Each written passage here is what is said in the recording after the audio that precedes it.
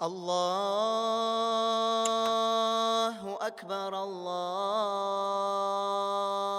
أكبر الله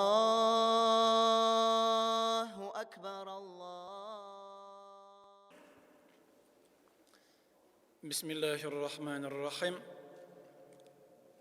الحمد لله رب العالمين، والصلاة والسلام على رسوله محمد وعلى آله وصحبه أجمعين. Восхваляем Всевышнего Аллаху Субханаху ва Тааля и прославляем пророка Мухаммада, саллаллаху алейхи вассалям. Ассаламу алейкум ва рахматуллахи ва баракатух.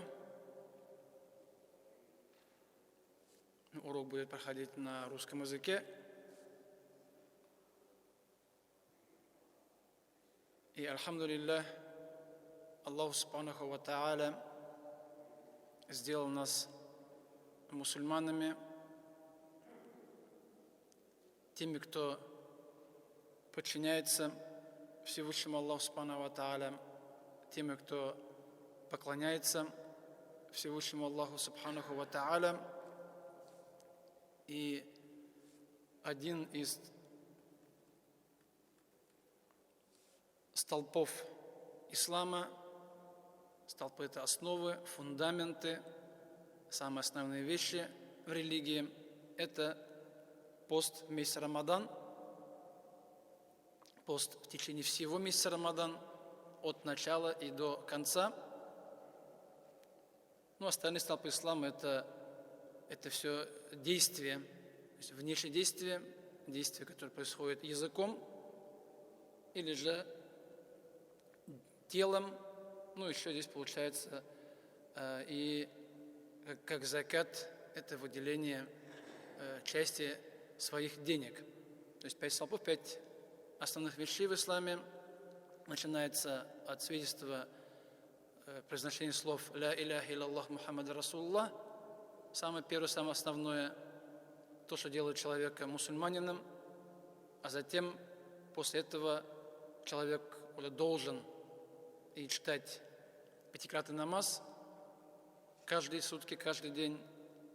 Затем часто ставит 3-м закат, здесь поставлено с вами 4-м, так как в Коране в основном намаз и закат идут вместе. Закат — это выплачивание части имущества, чаще всего 1/40, если касается денег, раз в год тем, у кого соблюдаются, выполняются определенные условия. Для этого затем 4-й пост месяца Рамадан. Это 1 месяц в году, когда мусульманин должен отказываться от некоторых вещей в течение светлой части суток, то есть днем от рассвета и до захода солнца. Ну и 5-й — это хадж. Тем, кто имеет возможность, как материально, так и здоровье, съездить раз в жизни в Мекку для совершения хаджа, паломничества. Поэтому месяц Рамадан, то есть ураза, до которого остается буквально немного, неделя остается, потому что в следующую субботу, 2 апреля, будет первый день месяца Рамадан. И в этом месяце, то есть каждый, кто себя считает мусульманином, должен поститься, держать пост, держать уразу с первого дня и до последнего дня, кроме тех, кому есть послабление, кому дозволено не поститься. Об этом, иншаллах, мы сегодня еще скажем. И месяц Рамадан может быть 29 дней, может быть 30 дней. Это лунный календарь.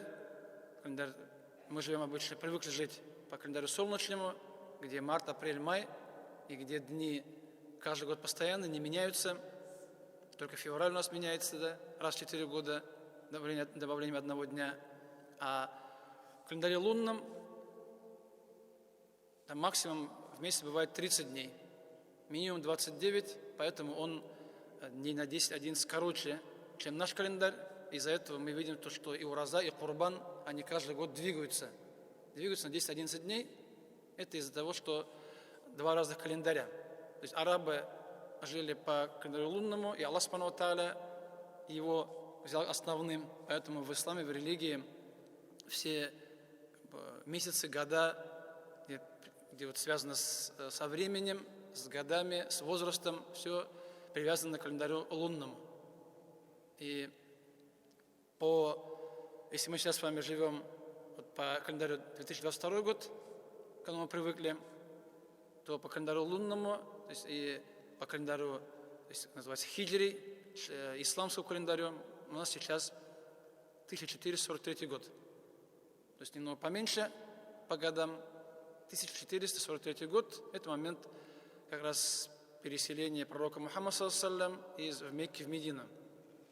С этого момента и началось исчисление исламского календаря, и который, то есть все, что есть в исламе, там Рамадан, там Мухаррам, Шавваль, все это привязано к лунному. Поэтому у нас есть два календаря, которые мы должны примерно знать, что и в том, и в другом календарях. И вот до революции, если взять все журналы, СМИ того времени, то всегда у них было два календаря писали. И лунный, и солнечный. В каждом номере журнала было две даты. Как принято в России, и то, что принято для мусульман. Поэтому это вот наш календарь исламский, который мы должны иметь, представлять о нем, иметь о нем представление, должны его знать. И пост ураза, по-арабски это соум или сиям. Мы говорим ураза, это слово персидское. Когда говорим пост, поститься, это слово русское, по-арабски это будет соум, сиям, что означает воздержание. От чего-либо вообще. То есть, получается, воздержание или отказ от чего-либо, что-то не делать совсем. Неважно, это если смотреть значение слова языковое, то есть не религиозное, то это отказ, скажем, не разговаривать, не есть, не пить, не спать, не прыгать, не бегать, любая вещь, отказ от любой вещи, от чего-либо, что-то не делать какое-то определенное время. А в исламе же, уже в шариате, в религии, это получается воздержание или отказ от некоторых вещей, которые пост нарушают. У нас есть ураза, и во время уразы Аллах Субхану запретил некоторые вещи. Сделал запретными, их делать нельзя. Если их сделаешь, то пост нарушается. Пост перестает быть постом. Поэтому это воздержание, здесь сказано, от пищи, еда, самое первое, основное, что нельзя делать днем в уразу мусульманину.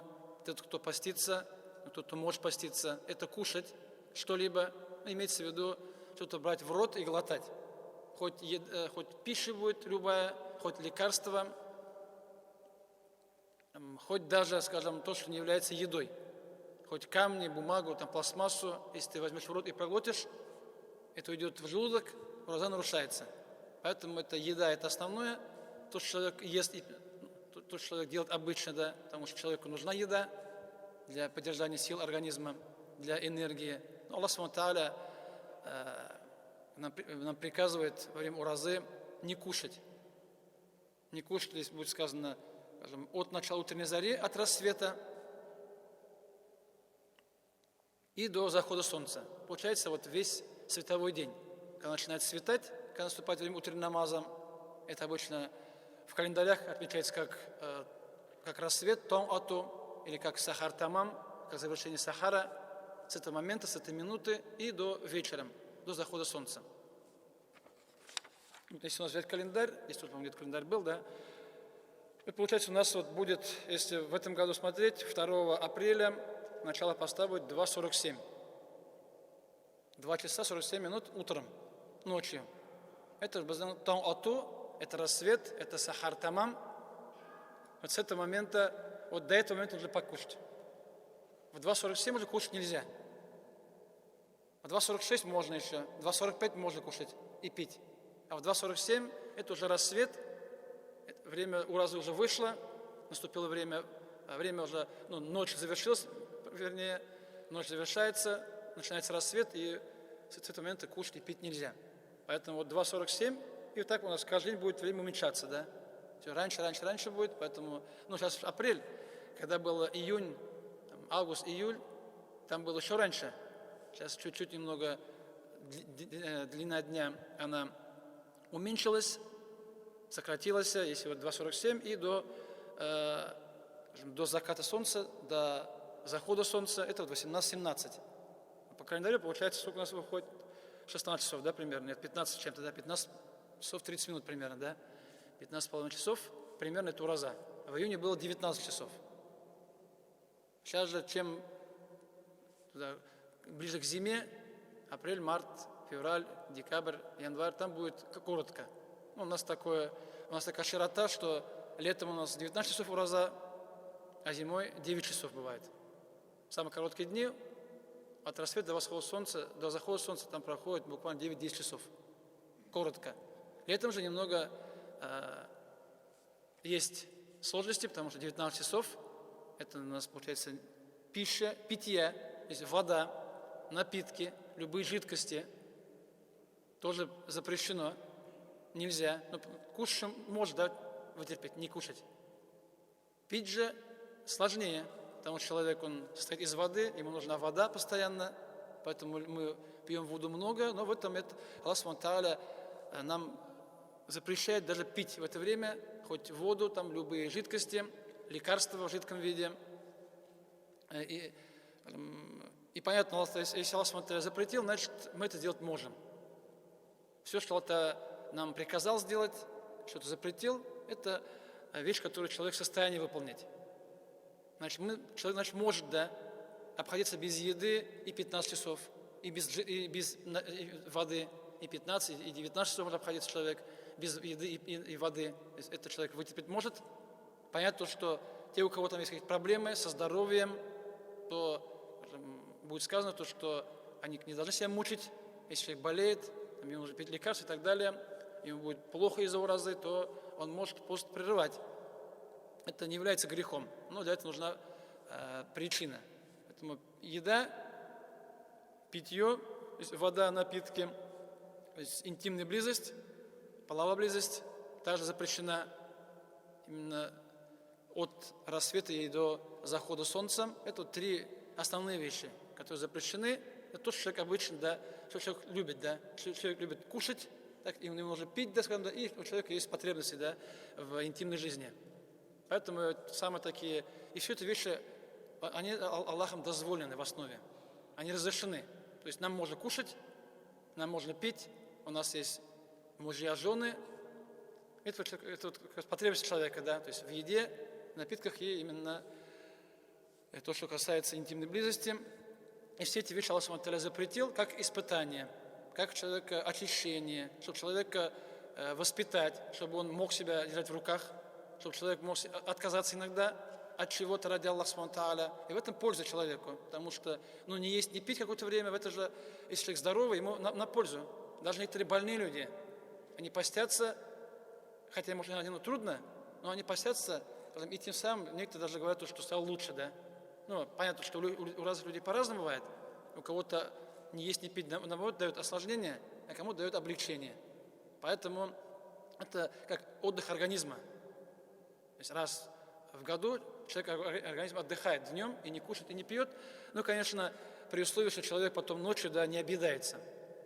У нас же часто мы весь день терпим, не едим, не пьем, а потом уже после захода солнца, да, человек наедается так, что потом он дышать не может. В этом и есть, да, когда мы не можем себя удержать. Мы днем держим, ночью мы, получается, после захода солнца, мы уже теряем контроль. Из-за того, что мы не ели, не пили, человек, получается, как будто бы, то есть, все это возмещает, да, весь целый день не ел, не пил, в этом и есть немного потом сложности нам самим, трудности. Человек, получается, сразу загружает организм большим количеством еды, и потом ему там какой-то эффект такого не остается мало. Эффекта остается мало от уразы, поэтому, скажем, по возможности ночью немного себя контролировать, то есть не есть, да, лишнего много, чтобы потом не было тяжело желудку, организму с перевариванием пищи. И другие действия, которые пост нарушают. Это вот три основные, их Аллах в Коране упоминает, то есть то, что запрещено есть, пить от рассвета до захода солнца, запрещена интимная близость в это время и другие некоторые действия, которые на них похожи, которые пост нарушают. Поэтому, получается, у нас есть какой-то список вещей, которые делать нельзя во время уразы. Ну, большинство вещей делать можно, но вот некоторые вещи, там, скажем, вот здесь 3, потому что можно добавить, да, несколько штук, их делать нельзя. Во время уразы, получается, их нужно терпеть, не делать, от них сторониться, от них воздерживаться, и чаще всего это нетрудно. То есть большинство людей воздерживаться от того, что пост нарушает, это несложно. Может, конечно, человек в первые дни, да, когда человек пост держать не привык, или в первые дни Рамазана человек что немного бывает трудно, потому что человек целый год кушал, и потом раз резко первый день уразы он перестал кушать, да, то есть не обед, там, не завтрак, завтрак рано ночью, да, то есть там не завтрака, не обеда, то есть и ужин получается более поздний, да, и человек непривычный, там начинает что-то болеть, там начинает болеть голова у человека, но это все временно, то есть день, 2, 3, 4, 5, организм перестраивается, подстраивается, привыкает к этому, и уже потом, чем ближе к концу месяца, человек уже до того привыкает, то что уже только человек привыкает нормально, уже месяц Рамазана завершается часто. Поэтому и есть такая практика, еще до уразы, до Рамазана начинать поститься. И когда мы смотрим на действия пророка Мухаммада, то он, вот сейчас у нас идет месяц Шаабан называется, вот месяц Рамазан, вот сейчас месяц идет его название по-арабски Шаабан. И пророк Мухаммад в Шаабане постился много, что перед Рамазаном для него было просто. Получается, он Шаабан постился почти что весь месяц, потом что Рамазан постился целый месяц. Если человек постился до Рамазана там недели 2-3, да, он же привыкает к уразе. И начало месяца Рамазана он уже не чувствует совсем. А когда мы с вами чаще всего, может, полгода, месяц, несколько месяцев, полгода не постились, то резко поститься в первый день Рамазана, это всегда для организма немного непривычно. И поэтому первые дни всегда идет такое привыкание, да, адаптация к уразе, а потом впоследствии все это, альхамдулилля, человек перестает чувствовать иногда, что он постится. Становится легко и просто для организма. Как я уже говорил, что Аллах Субхану предписал пост таким образом, зная то, что мы с вами его сможем держать. То есть человек это может выдержать, ему это несложно. Не так сильно сложно, да. Понятно, что в любом поклонении, хоть намаз, хоть ураза, хоть что-то, да, есть небольшая сложность, есть трудности, без этого не бывает. То есть попасть в рай, да, просто ничего не делая, легко и просто не бывает, поэтому нужно немного прилагать усилия немножко, от чего-то отказываться, что-то там себя заставлять сделать. Поэтому любые усилия, они, старания должны быть у человека. И другие действия, там дальше будет сказано, да, то, что пост нарушает, вот, и время, да, вот то, что пост нарушает, от рассвета до захода солнца мы должны от них воздерживаться. Так, здесь приведен у нас с вами аят из Корана. В Коране приводится 5 аятов, связанных с уразой. Там вот в Коране есть 5 аятов, там 4 аята, 5 аят там между ними находится, где приводится самое основное, то, что касается уразы, поста. Вот первый из них это аят сура Бакара, вторая сура Корана, 183 аят. Начиная с него и до 187 аята, эти аяты, они только про уразу. Там что нарушает, что не нарушает, время уразы, и кто поститься не должен, да, и так далее. Аят, то, что звучит, то, что те, которые уверовали, если говорить по смыслу, так же, как был пост предписан тем, кто были до вас, то есть все предыдущие пророки, которые были люди, им был пост предписан, также и вам, говорит, пост является, фарз, да, обязанностью для вас, возможно, будете богобоязненными. То, что пост ураза обязательно, это понятно, а цель уразы – это, чтобы у человека уровень именно религиозности стал выше, его богобоязненность стал выше. Получается, ураза – это для того, чтобы человек развивался в лучшую сторону. Это не является как какой-то сложностью для человека. Это не для того, чтобы человек там голодал, да, там, испытывал жажду и так далее, да, чтобы человеку было тяжело, плохо и трудно. А для того, чтобы человек, наоборот, через это он немного себя контролировал, чтобы он немного себя воспитывал, чтобы человек этим самым к Аллаху приближался больше. Поэтому вот ураза – это, наоборот, для нас, нам в пользу, чтобы мы развивались именно в плане религиозном, чтобы человек немного отходил от дел мирских, которые мы так их совершаем, да, чтобы человек немного еще становился чуть больше религиозным, чуть ближе к Аллаху Субхану Тааля, поэтому ураза это, скажем, ураза называют мадресе. Это как школа, когда человек себя воспитывает. Он не ест, не пьет, так ведь он, получается, когда к жене приближается, он также плюс к этому еще контролирует свою части тела, контролирует свой язык, он там не ругается, там, не матерится, он там не говорит плохие слова, он контролирует свои глаза, не смотрит на то, что нельзя смотреть, свои уши, руки, ноги. То есть он себя контролирует, он не делает то, что привык делать обычно. Все, что плохое, что мы делаем обычно, там, кого-то обсуждаем, кого-то там обманываем, да, там, смотрим там, скажем, на чужих жен и так далее. То есть там какие-то дела делаем ненужные, человек себя контролирует, потому что у уразы есть две составные. Первое – это правильность уразы. Если человек сделал правильное намерение, ният на уразу, он весь день не ел, не пил и не делал то, что пост нарушает, до захода солнца, то, иншаллах, у него ураза правильная, она принимается. Но еще есть уразы, есть другая составная. Это награда, то есть аджр саваб. Награда за пост, она вещь, которая может стать больше, может меньше стать. И когда человек, он вроде бы ураза, то есть он не ест, не пьет, но, скажем, матерится, ругается, он может, скажем, какие-то делает, то, что считается по исламу грехами, да, то, что кого-то обсуждает, да, кого-то обзывает и так далее, какие-то вещи делает, то тем самым уразы награда уменьшается. Вот эти вещи уразу не связаны, но это во время уразы. Поэтому правильный пост может у всех, но принимается как то, что все, пост держал, Аллах принял, обязанность снялась с человека, а вот награда, аджр саваб, если человек себя не контролирует, там, свои органы тела, да, глаза, руки, ноги, уши, то у него награда будет уменьшаться.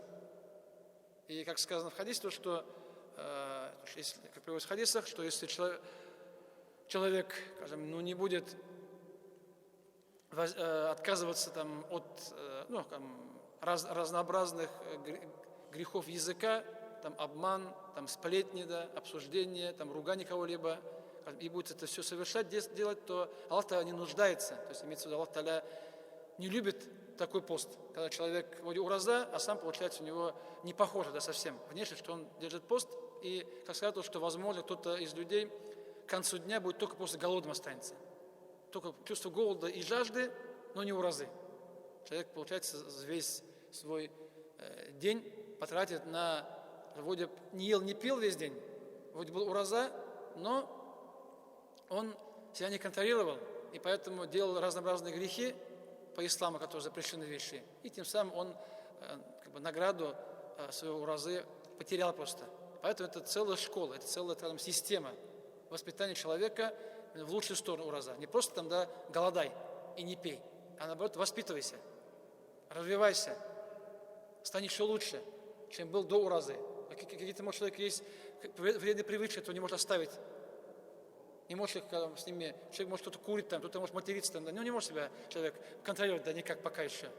Не получается. Ураза, Рамазан, такой месяц, когда делать хорошие дела легче, плохие дела оставлять легче. Поэтому начать в Рамазане себя менять, это самое простое время, самое лучшее время, самое подходящее время для этого. Поэтому Рамазан, да, в Рамазане хорошие дела делать легче, чем в другие месяцы. Аллах это облегчает. В Рамазане делать грехи сложнее, труднее. Потому что Аллах их осложняет. Поэтому начать меняться именно в Рамазане самое подходящее, самое лучшее для этого время. Здесь приводится, то есть кто должен поститься, да? То есть для кого, получается, ураза фарз, обязанность, ислам мусульманинам, потому что ураза это часть ислама. Поэтому если мусульманин постится, у него пост будет приниматься. Потому что если, скажем, такие ситуации у нас бывают случаи иногда, когда вот живущие возле нас, там некоторые чуваши, русские, да, тоже делают уразу, как мы. Вместе с татарами они тоже, получается, весь день не пьют. Так же. Такие люди есть. Но они из того, что для нас это ураза как поклонение, как награда, а для них, получается, это как голодание.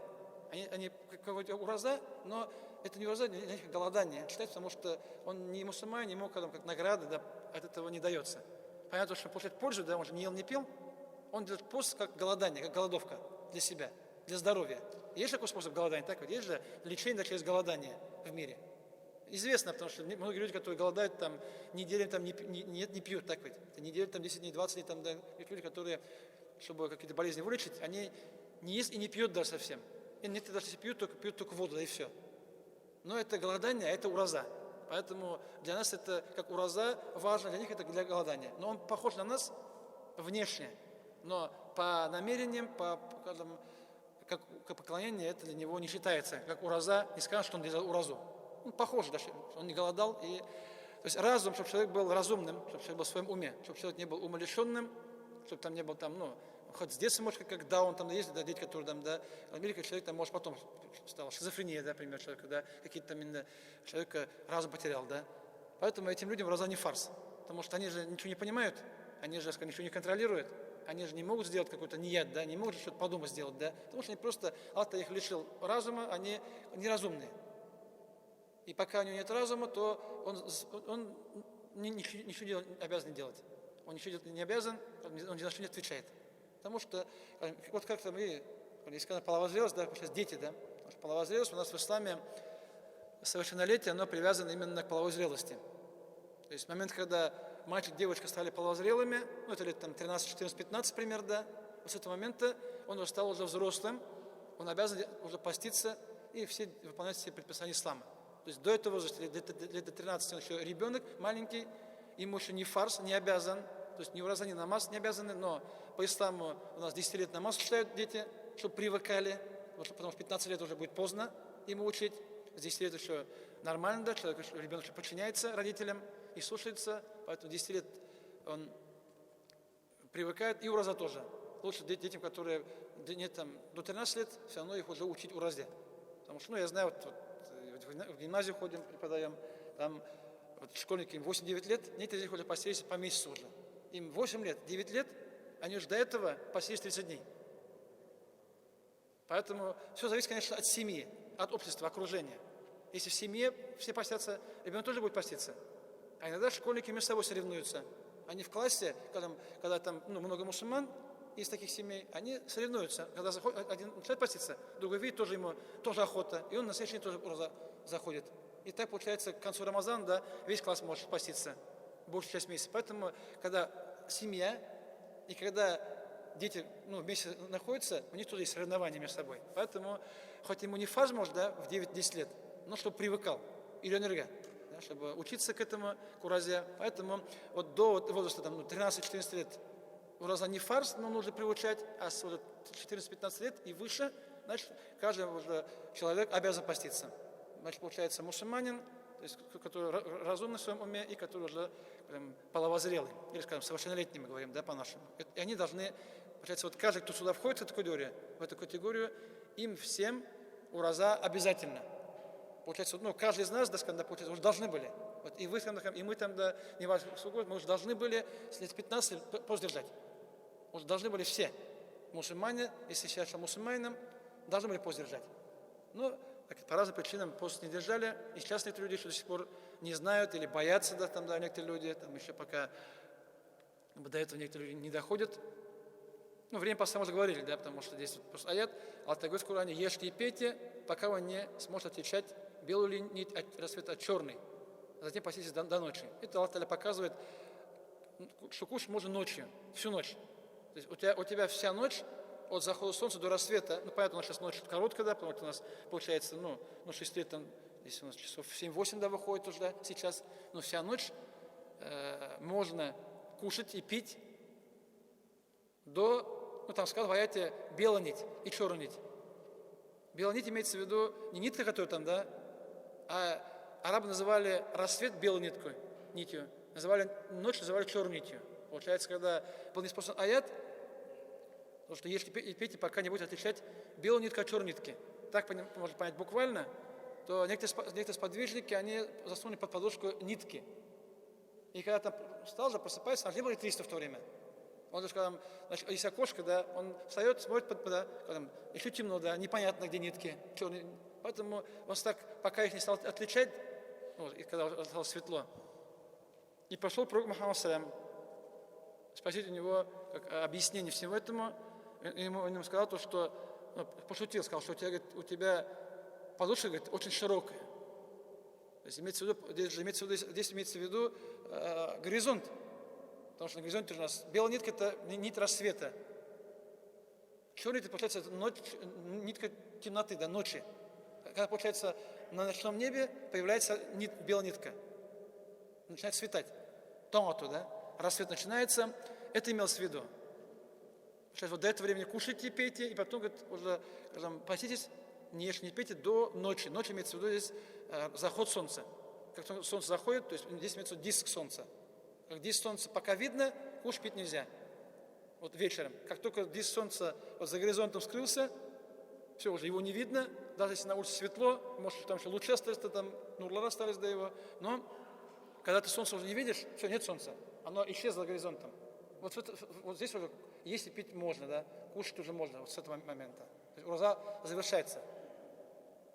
Поэтому все здесь привязано именно к кругу солнца. Не то, что там темно или светло, а именно к самому солнцу привязанным. Но время постоянно мы говорили такое же, объяснили, да, там у вас вот, в буклете есть у вас в конце, да, здесь вот есть расписание, да, вот намазов есть на месяц Рамазан. И вот показывают, что вот начало поста, сахар тамам, мы говорили, и так до конца месяца. До конца месяца вначале будет чуть покороче, и с каждым днем будет удлиняться. Пока еще у нас дни удлиняются.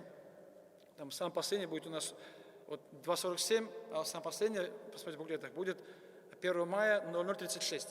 То есть пол первого ночи будет сахар тамам. Если у нас есть 2:47, первый день. Последний будет 00:36. И, естественно, и сахар тамам, заход солнца будет где-то на час позже, да? Там будет 19:15. Получается, пост у нас станет длиннее, чем в начале месяца. То есть покороче, потом будет все больше, да, будет идти ураза. А там все остальное уже времена намазов, да? Времена намазов, 5 намазов. Как мы постимся? То есть что, порядок, да, уразы, все у нас начинается с намерения, с нията. Это ният, намерение, это вещь несложная.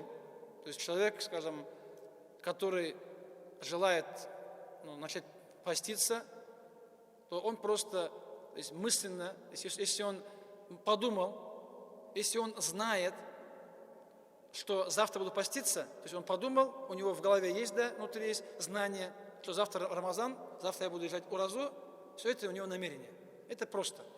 Вот, получается, вот от захода солнца до рассвета, вот в это времени, если у человека хоть раз появилась мысль, да, что завтра ураза, если он всю ночь ходил, знал, что завтра буду поститься, если человек, скажем, встал на сухур, вот человек встал, 2:47, да, человек встал, скажем, в 2 часа утра, да, чтобы кушать. Получается, кто встает в 2 часа утра кушать, да, обычно? Значит, человек встает, да, на сухур, да, сухур, это получается прием пищи, да, перед уразой. Сахар гатура. Это сахар сухур, это есть то, что подтверждение твоего намерения, что ты хочешь поститься. Поэтому, если у тебя, в сердце, в уме, да, там, внутри есть такое намерение, мысль, да, знание, что завтра буду поститься, у тебя есть намерение. Поэтому это просто, это легко. И намерение ният в исламе, оно, как сказано, в сердце, да, получается, это внутри. Намерение это ният. Нет, это что? Это мысль. А мысль же обычно не видно так ведь. Мысль обычно не видно. Поэтому мысль, намерение, оно, вещь невидимая никому. Только я знаю, что у меня в сердце, что у меня на уме. Никто не знает. Поэтому, если я подумал, если я знаю, то этого хватает. То есть произношение чего-либо языком не обязательно. Потому что у нас часто пишут там на то, что кто хочет поститься, нужно сказать дуа, там, да, специальные слова приводят, да, иногда. В книжках, да, вот это есть там, да, нияткло, да. Эти слова, они, скажем, как дополнительная вещь могут быть, не основная. То есть без слов, просто молча можно поститься. Какие-то говорить фразы, предложения и так далее, это не обязательно. Потому что главное мысленно, сердцем знать, что завтра буду поститься. Если в течение всей ночи, да, хоть раз у вас появилось такое желание, и человек настроился, да, всеми мыслями, завтра на уразу, Все, если у тебя внутри там, да, есть план поститься ураза кырга на завтра, значит у тебя нет есть. И даже если ты утром перед рассветом ничего не скажешь совсем, ты не можешь говорить, что там нет ураза которого, да, там нет дел намерения поститься, да, то пост есть. Потому что вообще все вещи в исламе, они связаны с намерением. То есть с мыслями, да, сознанием о том, что я буду делать. Вот даже намаз, скажем, да, ну, отвлечемся, да, вот намаз. Намаз тоже был, да, нет, так ведь? Было перед намазом нет. Что такое нет? Это когда ты встал на намаз, то есть взял тахарат, там посеял намазлык, встал в сторону киблы, и ты, человек, ты знаешь, да, то есть человек уже какой-то намаз, он знаешь, да, встал на намаз, вот у тебя в голове есть, что сейчас буду читать или намаз, да, зухр намаз. Поэтому это, если ты об этом знаешь, ты об этом думаешь, все, у тебя есть намерение есть. Ты можешь сказать такбир, читать намаз. Ничего не говоря там, потому что или нет кылдым там и так далее, ничего не произнося, можно встать на намаз. Поэтому, ну, как это проверить? Как проверить, когда человек встал на намаз, и ты спрашиваешь у человека, какой намаз будешь читать сейчас? Если он скажет, какой намаз, да, значит он нет. Если человек, ты вопрос задаешь тому, кто встал на намаз, вот сейчас вот такбир говорит, если ему задаешь вопрос, какой намаз читаешь? Если ты скажешь сразу, да, значит у него намерение есть. Если он сможет сказать название намаза, значит он не это бараном, нет, у него имеется. Поэтому даже то же самое, человек встал в 2 утра, да, кушать, зачем встал кушать, да? Он скажет, урза так, да, на пост встал, то есть на сухур встал, да, чтобы поститься. Поэтому, значит, человек знает. Если человек отвечает сразу резко на вопрос, не задумываясь, значит у него намерение имеется. Поэтому, если человек подумал, решил, знает, этого хватает. Поэтому, как многие книги пишут, что вот нужно сказать определенную фразу, или ищут, да, там, да, каждый ищет, да, там, да, даже перед сухом, там, человек бумажку что-то читает, там, по-арабски читает, да, и что читает по-арабски читают. Там, и там, Аллаху минавой, там, и так далее. Там, человек читает, татарин читает по-арабски, да, и он не понимает, что читает. Также, потому что же это арабские вещи, часто, да, приводят дуа. А мы татары, там, или русские, там, да, которые арабский не понимают часто, да. Поэтому читать что-то по-арабски, не понимать, что читаешь, а не проще просто подумать, да, мысленно, да, по-татарски подумать и поститься. Это легче, проще, чем поэтому никакой там дуа читать не обязательно. То есть без, скажем, просто даже мысленно намерившись, подумав, решив, что буду поститься, этого хватает. Этого, поэтому, то есть утром получается, ну, ночью в основном, мы это сделали, то есть встали на сухур, да, встали в 2 утра, покушали, попили до 2:47. И все, получается, то, что мы сухур кушали, это уже есть нет, уже есть намерение. И можно спокойно сказать, что 2:47, да, скажем, да, или можно до 2:46 ничего не читать, там бумажку не искать, да, какими-то фразами, да, словами, что сейчас не прочитают, там, да, все, беттебаш, да. Также нет, там, если не прочитаешь, да, все, уразадрыстур, просто неправильно могут люди прочитать, некоторые люди. Поэтому это все, намного все проще, легче, когда знаешь. Когда не знаешь, сложно, да, когда знаешь, намного все легче и проще. Поэтому вот человек намерение, оно получается сухуром, да. Сухур это получается сахар. Это время перед рассветом. Вот время, которое перед рассветом называют сухур, сахар по-арабски. Как раз в это время и кушаем, да. То есть, получается, это время и еда в это время называется сухур. Это означало, это раньше у арабов не было часов. Но у них не было часов, как у нас, да, вот. Но они, вот сутки, у каждого времени, ну, суток, да, было свое название. Вот и день и ночь они делили, да, на промежутки, у каждого было название. Поэтому, получается, они без часов, да, все нормально знали. Сухур ты понимал, да, ну, слово было, человек каждый понимал какое-то время, да, получается, что это за время. Даже вот название намаза, да, по-арабски, там, зухр, аср, да, они привязаны, получается, понятному. То есть каждый араб понимает, что там зухр это полдень, да, аср, получается, после полудня. Даже названия намазов, они привязаны по-арабски. Именно каждый араб понимал, без часов какое-то время суток сразу же понимали. Поэтому они без часов, как мы часами, просто по названиям частей дня и ночи, они все действия выполняли, как и мы с вами, имея часы. Поэтому, то есть это вот нет, сделали, сухур покушали, да, еще сухур. Сухур является желательным действием. То есть кушать и пить перед рассветом, это не обязательно. Это действие желательное. Если даже человек, к примеру, лег спать, да, и проспал сухур, поститься нужно. Потому что ураза – это фарс. Здесь нельзя не поститься. Поэтому вот ошибка этих людей, что человек ложится спать, и он, там, ну, там, примерно, скажем, 2:47, да? Вот первый день, да, 2:47. Человек, когда лег спать, проснулся 2:48. Все же получается, уже кушать нельзя, пить нельзя. Время еды и питья вышло. И человек, некоторые люди, все, я сегодня сухор проспал, не ел, не пил, все, бин был ураза. И сегодня ураза.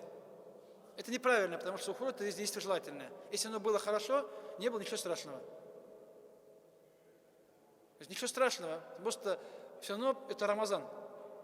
Поститься нужно, обязательно. Сухор это просто как дополнительная вещь, как награда, как поддержка, как баракат уразага.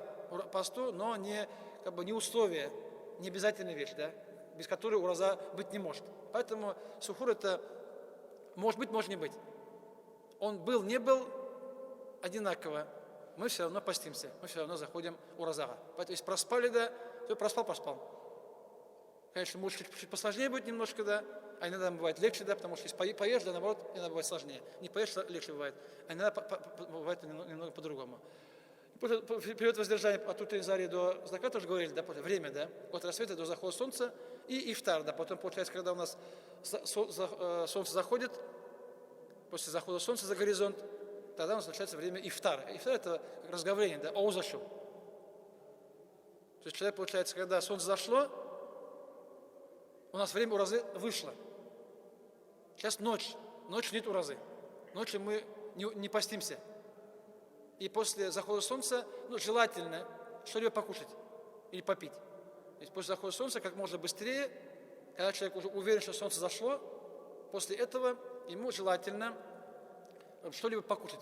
Хоть там один финик, да, хоть там один там изюм, да, хоть там семечку, там, да, неважно, попить стакан воды, да, любая пища, что у тебя будет, да, потому что дома еды много. А когда человек находится в машине, да, где-то на улице, да, бывает, что там человек не доехал до дома, не успел, да, там что найдешь, да, что будет, первое, любую пищу, которую найдешь, покушаешь. А так желательно начинать с фиников, потому что это глюкоза, это сахар, поэтому человеку финики быстро усваиваются моментально, там уже, то есть дают человеку энергию, силу, потом уже вода идет после этого. Потому что человек все-таки не пил, да, поэтому самая лучшая вещь это финики, хорме, да, и вода для разговления, потому что финики сказал, а вода это вода, да, потому что человек не пил весь день, ему нужна вода, потому что человек же весь день не пил, у него там воды меньше стало в организме, он нуждается в жидкости. Поэтому вот как день, да, получается, начинается, то есть ночью нет кылдык, намерились, там, сухур покушали там за полчаса, за 20 до рассвета, потом весь день, получается, мы не ели, не пили, потом после захода солнца опять поели и попили. Это вот такое, да, расписание, да, на уразу у человека. Также, получается, у нас два раза, да, два приема пищи. Сухур и ифтар, да, основные. А тем более, когда, сейчас понятно, у нас 6 часов, да, у нас когда было 8 часов, да, было заход солнца в июне. А сахар там был полпервого, там 4 часа было. На ифтар, там, на таравих, на намаз, все остальное, там времени было мало. Для этого сейчас немного побольше. Поэтому, тогда, когда ночь была 4 часа для нас, там уже 2 раза кушать, уже просто человек не успевал, да? Потому что покушал один раз, там уже 4 часа уже сахар. Сейчас у нас ночь подлиннее, там 2 раза можно успеть, да, покушать. Но все равно два приема пищи основные, да? Ифтар сухур будет. Утром, да, 2 утра, там в час ночи, да, там 2 ночи, и получается уже в 6-7 вечера будет, да, второй, да, основной прием пищи в разы. И так будет весь месяц для человека. А потом, понятно, всю ночь можно есть и пить, по желанию. Там уж не получится, да, потому что как поешь один раз после разы, там можно второй раз есть и пить, бывает иногда сложным человеком. Так, действия, нарушающие пост. Мы про них уже часть говорили, но нужно сказать то, что они делятся на два вида. Есть вещи, которые пост нарушают, их делят на 2 категории. Первое, когда пост нарушает, в обоих случаях, да, пост нарушается, и вот первая категория, когда и пост нарушается, и еще человек обязан к этому, скажем, есть штраф. То есть ураза бузулда, пост нарушается, этот день нужно возмещать. Еще человеку добавляется к этому как штраф, да. Штраф, что есть штраф входит у нас, там 3 вещи входят, на самом деле, но из-за того, что первый из них в наше время не актуально, нет рабов. Поэтому сразу написано 2 актуальные, которые у нас есть. Если человек в Рамазане намерился поститься и держал пост, затем днем без причины поел, попил или имел интимную близость с супругой, и у него пост нарушается, и он этот день, который этот испортил, потом он этот день один размещает, каза кыла. Плюс к этому у него еще есть как наказание ему, как штраф. Штраф – это 60 дней уразы подряд. Один день решил поесть попить днем, да, не вытерпел, имел близость с женой. Из-за того, что в Рамазан это сделал, из-за неуважения к Рамазану, то нужно будет это все искупить. Этот грех свой нужно будет искупить 2 месяца уразы. Это кого касается, кто утром не сделал на уразу, потом в обед сел, то что-то там кушать захотелось, да, ладно, давай, сегодня покушай, да, завтра буду поститься. Все, человек сделал грех. Он Рамазан, получается, появил неуважение к Рамазану, поэтому ему такой большой, да, скажем, штраф, да, как искупление. Поэтому 2 месяца уразы, 60 дней уразы подряд, непрерывно, без выходных, да, получается, 2 месяца подряд нужно будет искуплять это. Один раз покушал, да, потом будешь 2 месяца подряд искуплять. И если человек не в состоянии поститься 2 месяца подряд по каким причинам, по здоровью, то он должен накормить 60 бедняков. Он обязан вместо этого накормить 60 бедных, нуждающихся людей. Здесь, имеется в виду, или же дать еды сандакам, сразу раздать еды, да, можно, чтобы человек сам приготовил пищу. Можно сварить еду и позвать 60 человек их накормить. А у нас, когда это называется, у нас это кафарат, получается, у нас сколько там в этом году? Здесь фидия 300, да?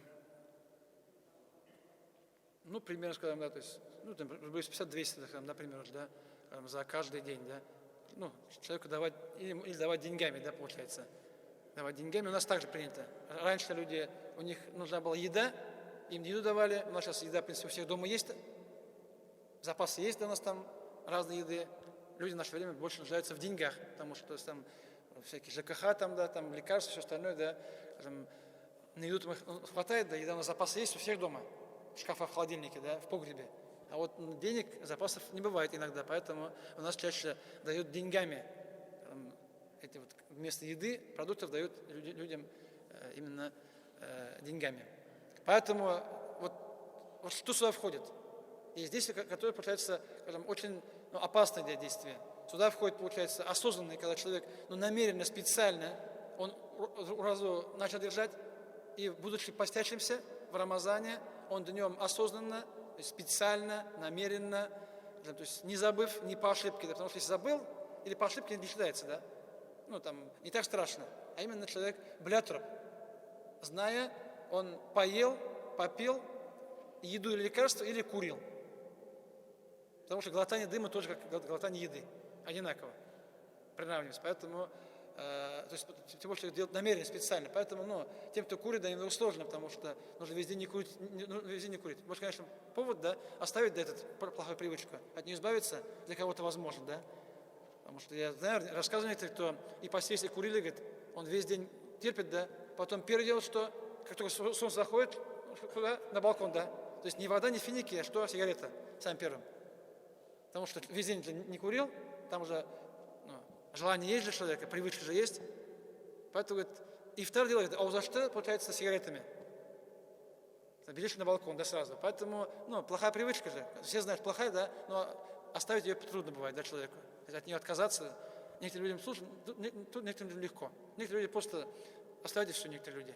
Легко и просто.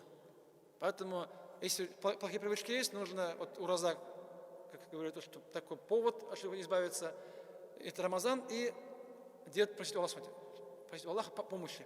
Аллах, помоги мне, я не могу сам, ты мне помоги. Поэтому, если человек попросит искренне от всего сердца, от всей души, то, иншаллах, Аллах облегчит человеку какие-то вещи оставить. Поэтому есть, пить, еду, лекарства, любую вещь. Потому что иногда люди думают, что лекарство пить можно. Иногда некоторые люди думают, что можно пить, скажем, таблетку без воды, что пост не нарушается. Но любая вещь, которую ты взял в рот и проглотил, она ушла через горло вниз, пост нарушается. Поэтому то, что взять в рот, еще пост не нарушается. если взял в рот что-либо, пост что не нарушается. Когда, если в горло вниз ушло, проглотил вещь, любую вещь, твердую, жидкую вещь, лекарство, пища, вот тогда пост нарушается. Ну и половая близость, да, то есть интимная близость то же самое же, да. Месяц Рамадан, ну, таких вещей редко бывает, что люди пост нарушают, да, поел, попил, да, или там была близость. Это бывает, но редко бывает очень, да. Потому что обычно люди уж стараются, если поститься, он старается свой пост сохранять, он его держать до последнего, да, до конца держится и себя контролирует. То, чтобы нарушали пост таким образом, да, ну, ели, пили там, или близость интимную, это бывает, если бывает, то бывает очень-очень редко бывает. Альхамдулилля, большинство людей, они осознанно, да, все делают, нормально делают. Поэтому вот, это вот два пункта, да, когда пост нарушается, возмещаем 1 день, и потом еще 60 дней, плюс к этому добавляем. Как наказание, как штраф, как кафарат. А все остальное, что пост нарушает, то там нужно, если вот, другие пункты, которые пост нарушают, есть, ну, часть написана, да, там еще добавить можно некоторые пункты, то после них пост нарушается, но этот день нужно возместить. Вот то, что этот день нарушил пост, потом, после Рамазана, там, в течение 11 месяцев, какой-нибудь день человек будет день возмещать. Потому что ты его нарушил, значит, у тебя, потому что вот Рамазан месяц, вот, у человека же расцвело, человек делал намерение, начал поститься, на тебе есть обязанность держать. Если ты до конца дошел до вечера, получается, с тебя обязанность снялась. Ты выполнил то, что должен был выполнить. А если человек там на полпути не выдержал, да, там что-то сделал, что пост нарушать, или был вынужден сделать, например, да, получается, он там, пост нарушил, получается, у него осталась обязанность, долг остался. Если ты до конца не дошел, есть долг на тебе. Сейчас Рамазан этого не можешь выдержать, после Рамазана должен будешь долг вернуть. Поэтому если буздол, нарушил пост, это как ты как будто до конца не дошел. На тебе остался долг, и который нужно вернуть Аллаху Та'аляга. Поэтому после Рамазана эти дни возмещаются. То есть 1 к 1. Там же у нас было 1,60 было до этого, здесь 1 к 1. Здесь нет наказания там. Здесь получается, если человек совершает эти действия, то есть по ошибке даже, у нас только одна вещь, когда пост не нарушается, точно это когда человек сделал что-то, забыл. То есть человек забыл, что он ураза совсем. Ну, человек забыл, да? Вылетело из головы, что сегодня ураза. Что я ураза. А человек забыл, что он ураза, попил, поел, да, что-либо. Ну, обычно человек, когда человек не привык поститься же, первые дни бывает, что человек может забывает, да, может привык кушать постоянно. И человек может, кто-то увидел, там, да, в кармане семечка была, да, семечка там в кармане нашел, и по привычке там, да, хопта, да, взял в рот. Потом проглотил, да, и потом вспомнил, это ураза. То есть человек просто забыл. Если человек забыл, что он ураза, совсем из головы вылетело, и сел, ну, поел и попил, то ураза не нарушается. Это как сказал Пророк Мухаммад, что если человек, забыв, что он ураза, поест или попьет, то пусть он свой пост продолжает, это Аллах его накормил, напоил. Это Аллах тебя облегчил тебе. Ты поел, попил, это тебе облегчение. То есть иногда некоторые ураза, ты держишь пост уразу, ну, конечно, обычно не в Рамазане. В Рамазане обычно человек все контролирует. Вне Рамазана. Есть другие же посты, есть даже желательные посты вне Рамазана. Вот там бывает, что человек, он утром намерился, пост вошел, держит уразу, в обед он куда-то пошел там кому-то в гости, да, может, зашел куда-то, там они там разговорились совсем, тот позвал его покушать на обед, тот сел, поел, забыл, что ураза, потом после обеда вспомнил, да, съел суп второй, а потом вспоминаешь, ничего страшного. Потому что это было не специально. Человек забыл, он оттуда, башна шатта. Поэтому такое бывает. У меня самого такого было то, что даже поел не один раз, 2 раза поел. Ну, это был там не Рамазан месяц, понятно, в другое время, там, когда постится 1 день, Рамазан постятся все обычно, да, там как бы людей много. А в другие месяца там постятся не так много людей. Я сюда пришел в мечеть, там это понедельник, четверг, наверное, был какой-то из дней, пост намерился, пришел сюда в мечеть по делам, забылся, то есть там что-то разговорились, там делали. Потом время наступило обеда, все пошли на обед, я спустился, 1-й, 2-й чай, да, как обычно, да, нормальный плотный обед покушал. Я то, что ураза, я не помню совсем. Проходит время, я здесь поехал, потом поехал домой пришел, сел, попил чаю. через час-два потом вспомнил, что я ураза. И ураза не нарушается, потому что я о нем не помнил. Поэтому если человек не помнит, если человек, если специально делает, понятно, да, специально сказать, потому что наказание большое. Но еще бывает, что по ошибке. То есть человек, получается, он может поесть, попить по ошибке. То есть он то, что ураза помнит, но, скажем, к примеру, человек брал тахарат, взял воду в рот, нос, да, и лишку дал, да, и проглотил воду. Он же помнит, что ураза, но это по ошибке. Тогда пост нарушается. Человек, скажем, во время уразы, когда в жару летом, да, решил искупаться, залез там в озеро, да, в Каму, в море. Пока плавал, там волна поднялась, там, да, в рот попала вода и проглотил воду. По ошибке все пост нарушается. Поэтому во время уразы, да, нужно себя контролировать. Потому что если ты по ошибке что-то там попьешь, поешь нечаянно даже, там, ну, помнишь, что это ураза, пост нарушается. Если, когда по ошибке, то же самое, может, касается, ну, когда человек вечером, да, перед заходом солнца, там он, когда человек, может, там посмотрел, да, на расписание, он, может, неправильно увидел, да, нечаянно, может, другой день посмотрел, да, совсем, да, не тот день посмотрел. И когда он посмотрел на часы, там увидел, что когда, там, заход солнца 18:15, да, а там было 18, когда, примерно 18:20 был, да. Он видел 18:15, увидел. И сел, покушал. Потом через посмотрит, до 4 минуты, а там солнце появилось из-за облаков. Он же сделал не специально, по ошибке же такой, он же ошибся. Но все равно ураза нарушается, потому что в это время кушать было нельзя. Это же время уразы. Здесь есть пить нельзя. Поэтому ты даже если по ошибке поешь, попьешь, знаешь, что ты ураза. Помни, ураза нарушается. Если ты забыл, да, пост не нарушается. Поэтому вот разница между забыл и по ошибке. Здесь ты помнишь, здесь не помнишь, да? Когда забыл, это ты не помнишь, что это ураза, а когда по ошибке ты помнишь, что это ураза, но когда, ну, поел чуть раньше срока, когда получается. Если, например, человек встал, человек, к примеру, то же самое, там, человек встал утром, да, на сухур, ну, немного проспал, он там, ну, думал, что там, когда вот 2:47, да, он думал, что сегодня 2:40, думал, что сегодня, скажем, к примеру, 2:43, да, думал, да, ну, было 2:43, да, а человек увидел, что сегодня 2:47, ну, ошибся, да, смотрел не тот день, и просто утром встал, да, думал, что время есть, попил, а оказалось, что времени не было. Но он же ел не специально же, думал, что время есть, по ошибке. Пост тоже нарушается, но здесь нет штрафа, потому что это было не намеренно. Когда намеренно, тогда штраф, да, а когда не специально, то есть по ошибке, да, пост не нарушается, потому что в это время тебе есть пить было нельзя, запрещено, а ты поел, пусть по ошибке, твой пост нарушается, и нужно будет потом возмещать последствия. Здесь то, что нарушает пост и не вызывает, скажем, то есть штраф, это у нас как семяизвержение. Ну, у нас же интимная близость, да, то есть близость, половая близость, она пост нарушает. И мужчина и женщина, скажем, и там обоим штраф. А другие способы, когда удовлетворение себя, да, то есть потребности, это вот интимные потребности, без близости с женой, скажем, ну, здесь получается, может человек, женщина обнимал там, да, перевозбудился, может человек там даже, ну, занимался анонизмом, да, помогал себе руками, да, это все пост нарушает.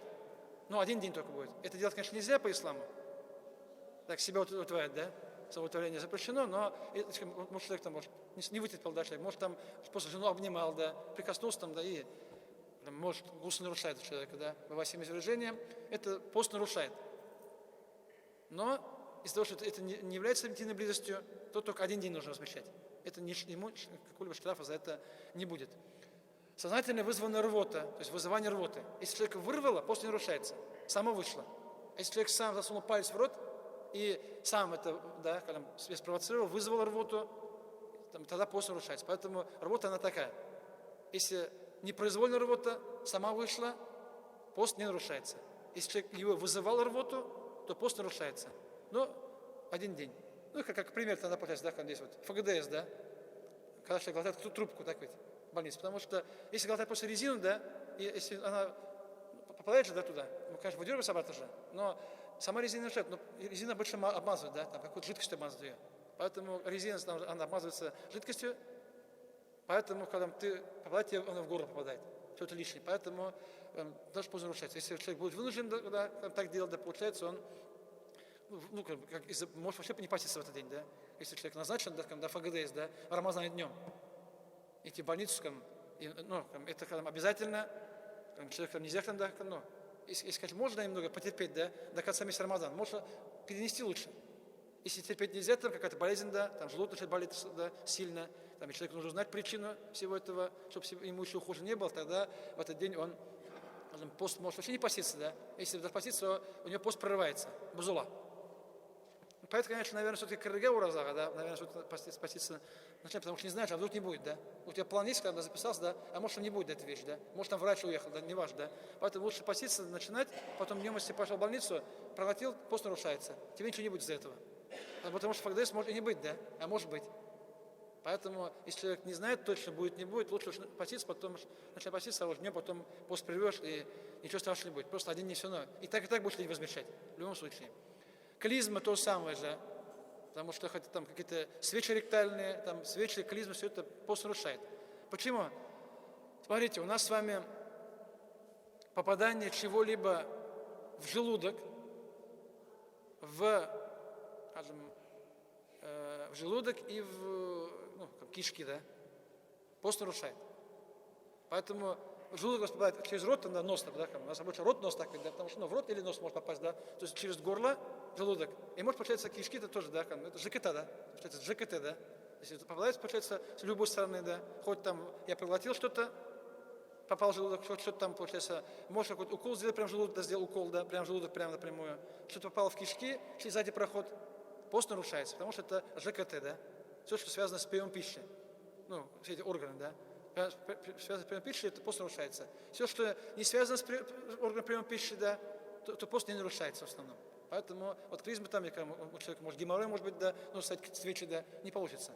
То есть пост нарушается. Поэтому ректальные свечи, ну, любой там, они пост нарушают во время Рамазана, ну, во время уразы. Ну, последнее касается женщин, да, это менструация и нифас. То есть у женщины пост нарушается, если днем начинается месячная менструация. В любое время суток. Хоть с утра, хоть в обед, хоть за 5 минут до захода солнца, если кровь появилась, началась менструация, то у женщины ураза нарушается этот день. И она должна эти дни, которые не постилась, потом она эти дни возмещает. Скажем, была менструация 5-6 дней, она потом эти 5-6 дней не постится, и уже делать нельзя, запрещено в эти дни. Потом после Рамазана она эти дни будет возмещать. И так получается, если после родов, если женщина рожает, потому что до рождения ребенка она поститься обязана. Пока не родила, пока ребенок не начал выходить, она, женщина, постится. Когда только ребенок родился, начинается именно, то есть время, когда ей поститься нельзя, после родов женщины поститься нельзя какое-то определенное время. И она тоже эти дни потом возмещает. Даже если месяц не постилась, у нее будет месяц долго у женщины. Потом она в течение там 11 месяцев, там, может несколько лет, да, она будет эти дни потихоньку все возмещать. Поэтому женщины, вот, ну, это касается только женщин. Вот то, что нарушает, ну, основные вещи нарушающие, да, самые основные. И обычно приводит то, что пост не нарушает. Список, да, видите, здесь даже больше, да. Там было меньше, здесь больше. Потому что, ну, люди иногда вопросы задают, здесь приводятся такие самые, там, да, самые такие основные вещи, которые люди задают вопросы, то, что люди могут не знать, путаться и так далее. Поэтому, первое говорит, что забыл, да, человек поел, попил лекарство или еду по забывчивости. Это мы уже объяснили, то, что ураза не нарушается. Выход крови в любом виде, хоть из пальца, хоть из вены, да, хоть из раны, да, без разницы. Выход из крови из организма, хоть нечаянно, хоть намеренно, хоть там получается анализ, может там, ну, так, пиявки тогда, гиротерапия, так, если пиявки и так далее, без разницы. Поэтому выход крови любым способом, через любое место тела уразу не нарушает. Понятно, что там, скажем, какие-то, ну, понятно, кровопускание, да, хиджамы, да, когда кровь, ну, там, быть донором, да, получается, человек решил кровь сдать, да, как донор, да, то, получается, пост не нарушается, но лучше не делать, потому что же кровь выходит, человек же силу теряет. Поэтому потеря силы, это человеку будет самому труднее. Но пост не нарушается. Это может быть нежелательным, если выходит много крови, который человек, ну, он теряет силу, что потом ему будет сложнее продолжать пост. Чистить зубы, даже хоть с пастой, да. Главное, что не глотать. Чистка зубов, в принципе, если ты взял в рот, да, не проглотил, выплевываешь, пост не нарушается. Ну, просто считаю, что все-таки какие-то сладкие вкусы там пасты, да, нежелательно, потому что, ну, человек может проглотить, там, да, чтобы это себя чтобы себя обезопасить, да, от того, что... Поэтому это, получается, чистка зубов не запрещена, потом рот и нос полоскать, хоть в тахарате, хоть вне тахарата, без разницы. То есть в рот и нос брать, в рот, в нос воду брать можно, но не глотать. Если человек там, днем там было жарко, человек у него во рту все высохло, даже разговаривать не может, можно взять воды, да, просто посуде выполнить, да. Взял, полоснул, выплюнул несколько раз. Глотать нельзя, понятно, да? Поэтому, то есть, мы тахат берем, да, рот, нос берем в тахарате, и, значит, вне тахарата это дозволено, не запрещено полоскать рот, когда очень жарко, когда рот высох. Купание в бане, купание в душе, париться в бане. Но купаться, мыться не запрещено, да? Хоть, душ там, да, хоть там, неважно, это называем, потому что ты же моешься, да, потому что рот закрыть и рост. А так попадает воды на тело, ничего страшного. Поэтому мыться, купаться, это дозволено, если человек себя оберегает. Париться в бане, по поводу бани сказать, то, что у татар обычно, да, баня такая там, да, во время уразы баня как запрещенная вещь считается. Но на самом деле в книгах приводится то, что во время уразы в баню ходить нежелательно, если человеку будет сложно, трудно поститься.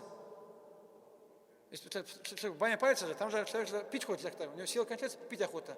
То есть, если хочешь в обед, да, потом до вечера будешь ходить, да, тебе будет сложно, да, вот ты там обезводишь человека, да, пить охота, да, там все, у него сила кончились, поэтому после будет трудно.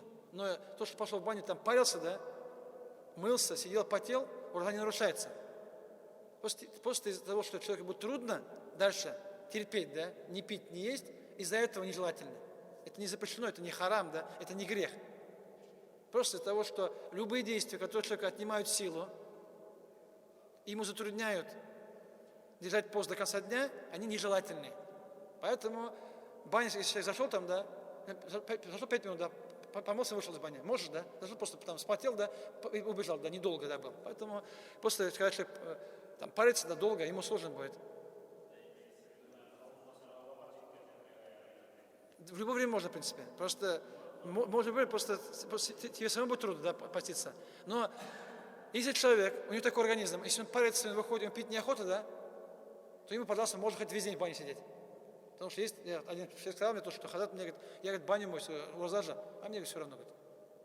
У меня, говорит, я парюсь, выхожу, у меня, говорит, не пить неохота. У меня сил не катит. Поэтому таких людей, может, их мало, редко, когда такие люди, да, но, получается, ему не проблема. А если ты захочешь, вышел, да, и упал, да, потом полдня валялся, пить охота, а пить нельзя, силы кончились, тогда лучше в бане заходить.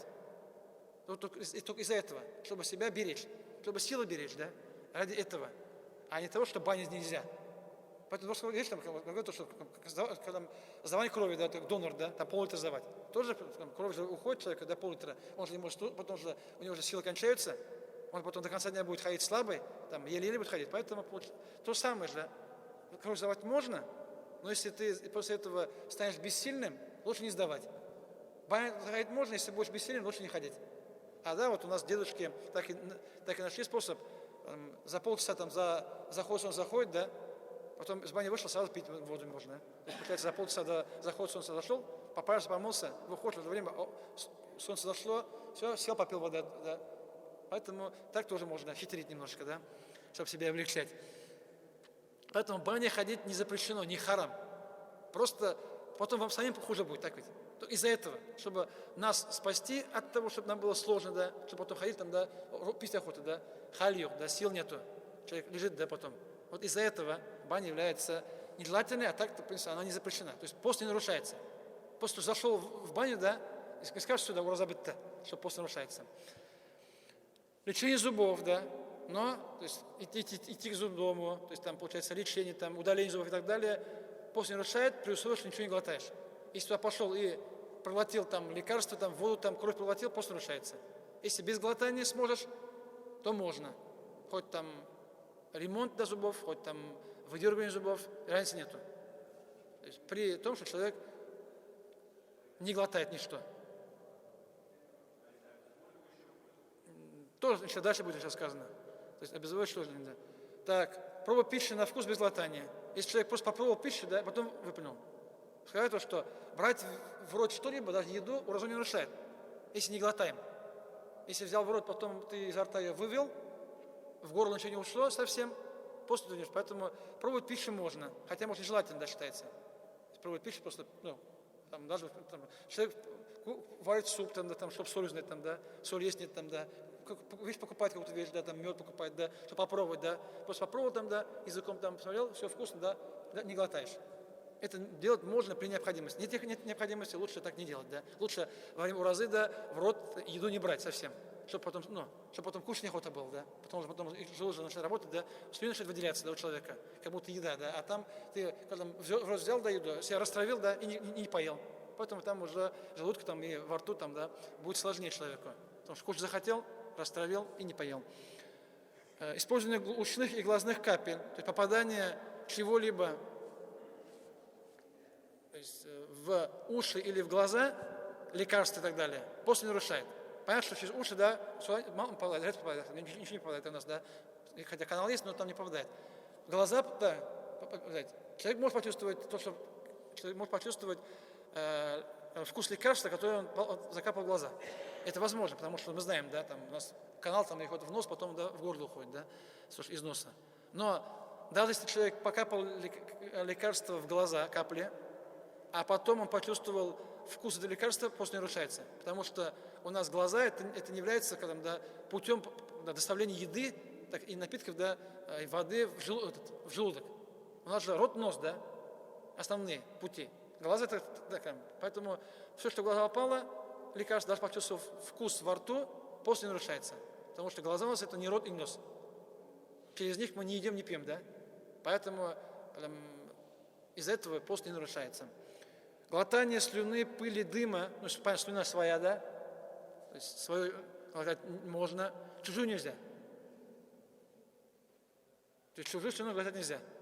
Свою можно, потому что свое там, да, и не знаю, откуда берут, но однажды, ну, конечно, давно уже было, я первый день Рамазана пригласили на ифтар, это уже когда еще зимой, когда еще осенью был, да, ураза, 2005 года, там, да, те года еще. Позвали в гости на ифтар, там пришел и вопрос мне задает, там парень был молодой, а можно ли глотать слюны? Я говорю, можно, а что случилось? Показал банку, я, говорит, весь день не глотал слюны. Он весь день ходил, плевал. Слюни, кто-то сказал, что нельзя глотать слюни. Он уразу весь день, получается, не глотал, выплевывал все слюны. Весь день ходил дома с банкой. Вещь неправильно, да? Потому что слюни это мое личное, да? А как бы это же не еда, не питье, поэтому глотание своих слюней ничего страшного. Пыль, дым это когда равно, не специально. Пыль поднимается, дым тоже когда не специально. Потому что специально глотать дым нельзя, потому что мы говорили, что курение нарушает, да? Поэтому намеренное глотание дыма, как сигареты, там, или там, костер зашел, там, да, и пошел там и над костром залез, вот как раз там в дыма, там, и сидишь, там, глотаешь дым, это нельзя. А не специально, да, то есть нечаянно проходишь, там, да, дым же бывает, да, там, дым же летает, ты не можешь от него бегать, да, постоянно. Поэтому там машина поехала, пыль поднялась, да, у тебя попал в рот, да, попал, нос попал, пыль, да, немножко, дым попал, да, там, хоть курение, хоть там костер какой-то, да, там, попал дым, не нарушает, то есть не намеренно, не специально. Использование кремов и мазей. То есть то, что попадает на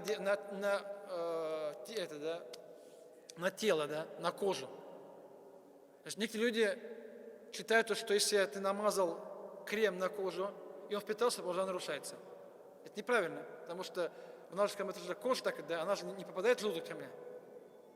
Получается, если все, что ты даже намазал на кожу, оно впиталось, это просто не нарушает, поэтому любые там, себя там мазать чем угодно, да, можно, в течение разы, там, кремы, мазь, там, неважно, что будет, это не входит, да, в желудок, это не дает мне силы, нисколько, поэтому это пост не нарушает. Это вот такая ошибка, она, это такое мнение ошибочное. Инъекции и уколы, вот вопрос, да, получается, любые уколы, инъекции, они, в принципе, пост не нарушают. Почему? Потому что это может быть внутри кожи, да, внутри вены это можно, внутримышечный, да, может. Это все опять кожа, да? Или кровь, или кожа. Или мышцы, да, получается, да? Это все не горло, не желудок, не кишки. Поэтому, если, скажем, укол, который, скажем, обезболивающий, да, неважно, хоть зубы там, да, хоть когда вот человек, там, заболела голова там, да, пить таблетку нельзя, там, да, аналоги там, да, аспирин, что там, да, цитрамон. А можно укол сделать, да, обезболивающий? потому что он же будет в мышце, да, там, куда там подкожный будет. Поэтому там, любые лечебные уколы, да, когда там человек заболел, да, назначили лечение, да, укол назначили, да. Поэтому в Рамазане укол назначили, пожалуйста, идешь, принимаешь уколы. Не ешь, не пьешь, укол принимаешь, как лечение. Инсулин диабетикам, укол, да, он пост не нарушает, потому что он, когда да, укол. Даже по поводу, когда, вот эти вещи, они точно бесспорные. Обезболивающие, лечебные, инсулин, это вещи, они, скажем, бесспорные, точно что не нарушают. По поводу, вот, ну, есть некоторые ученые, которые спорят по поводу уколов питательных, да, как глюкоза и так далее. Это вопрос спорный. Одни считают, что пост нарушает, другие, что пост не нарушает. Мы говорим, что пост не нарушает, потому что если только в одном случае пост нарушает, если ты взял инъекцию и сделали укол тебе прямо в желудок внутрь или в кишки, да, прямо туда, ввели что-либо внутрь, тогда нарушается. А в любую часть тела, получается, когда получается уколы, система, система то самое, да, пост не нарушает. Система брать человека во время разы, потому что ни в горло, ни в желудок, ни в кишки.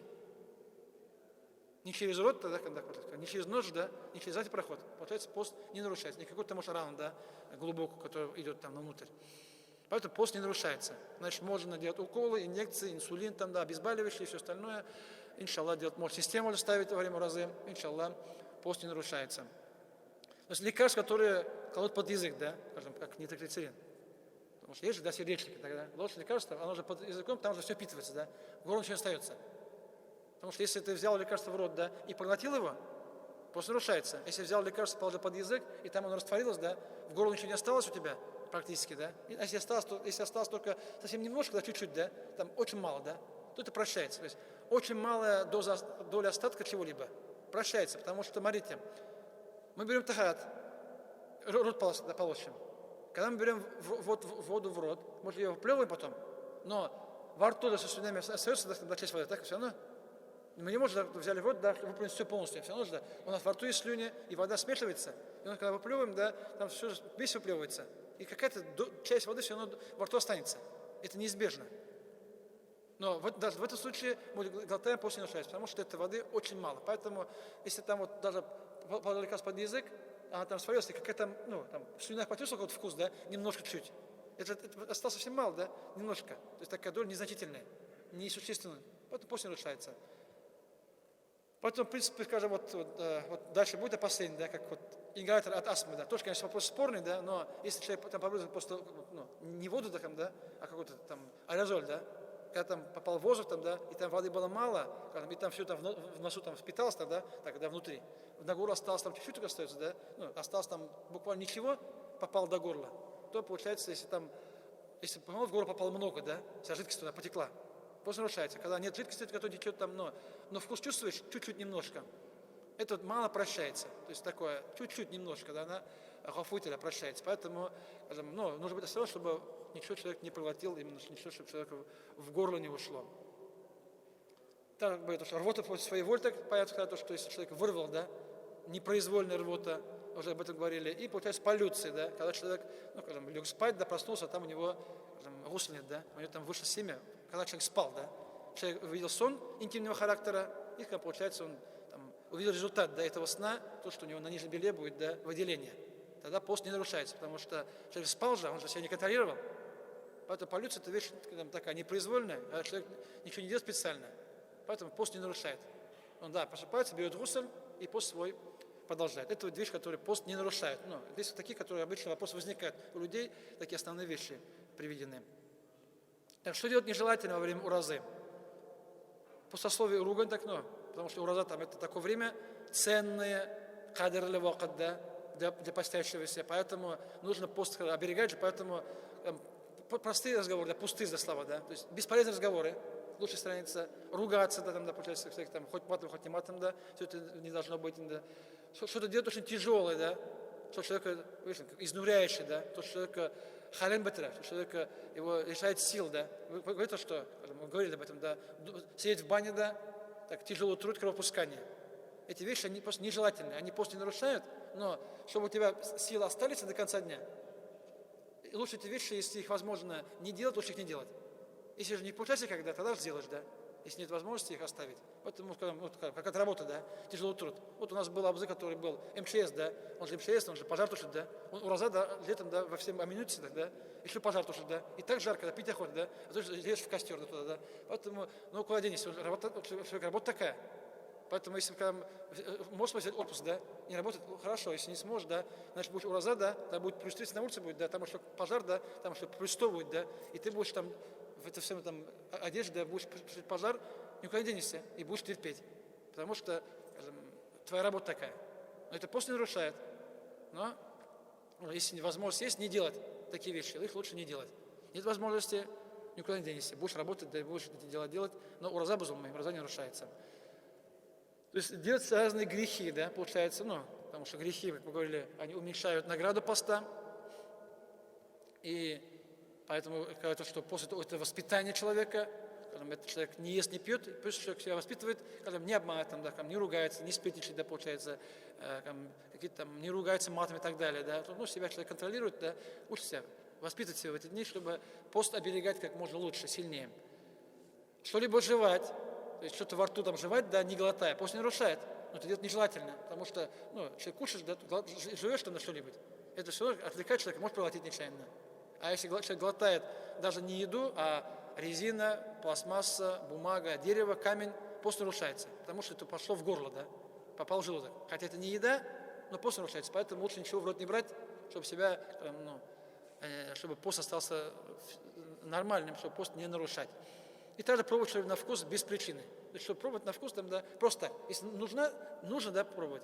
Обязательно, да, попробуй. Если нет причины, значит, лучше в рот ничего не бери совсем. Лучше в рот ничего абсолютно не брать, то есть ни еды, и то, что не еда и не еду. Да.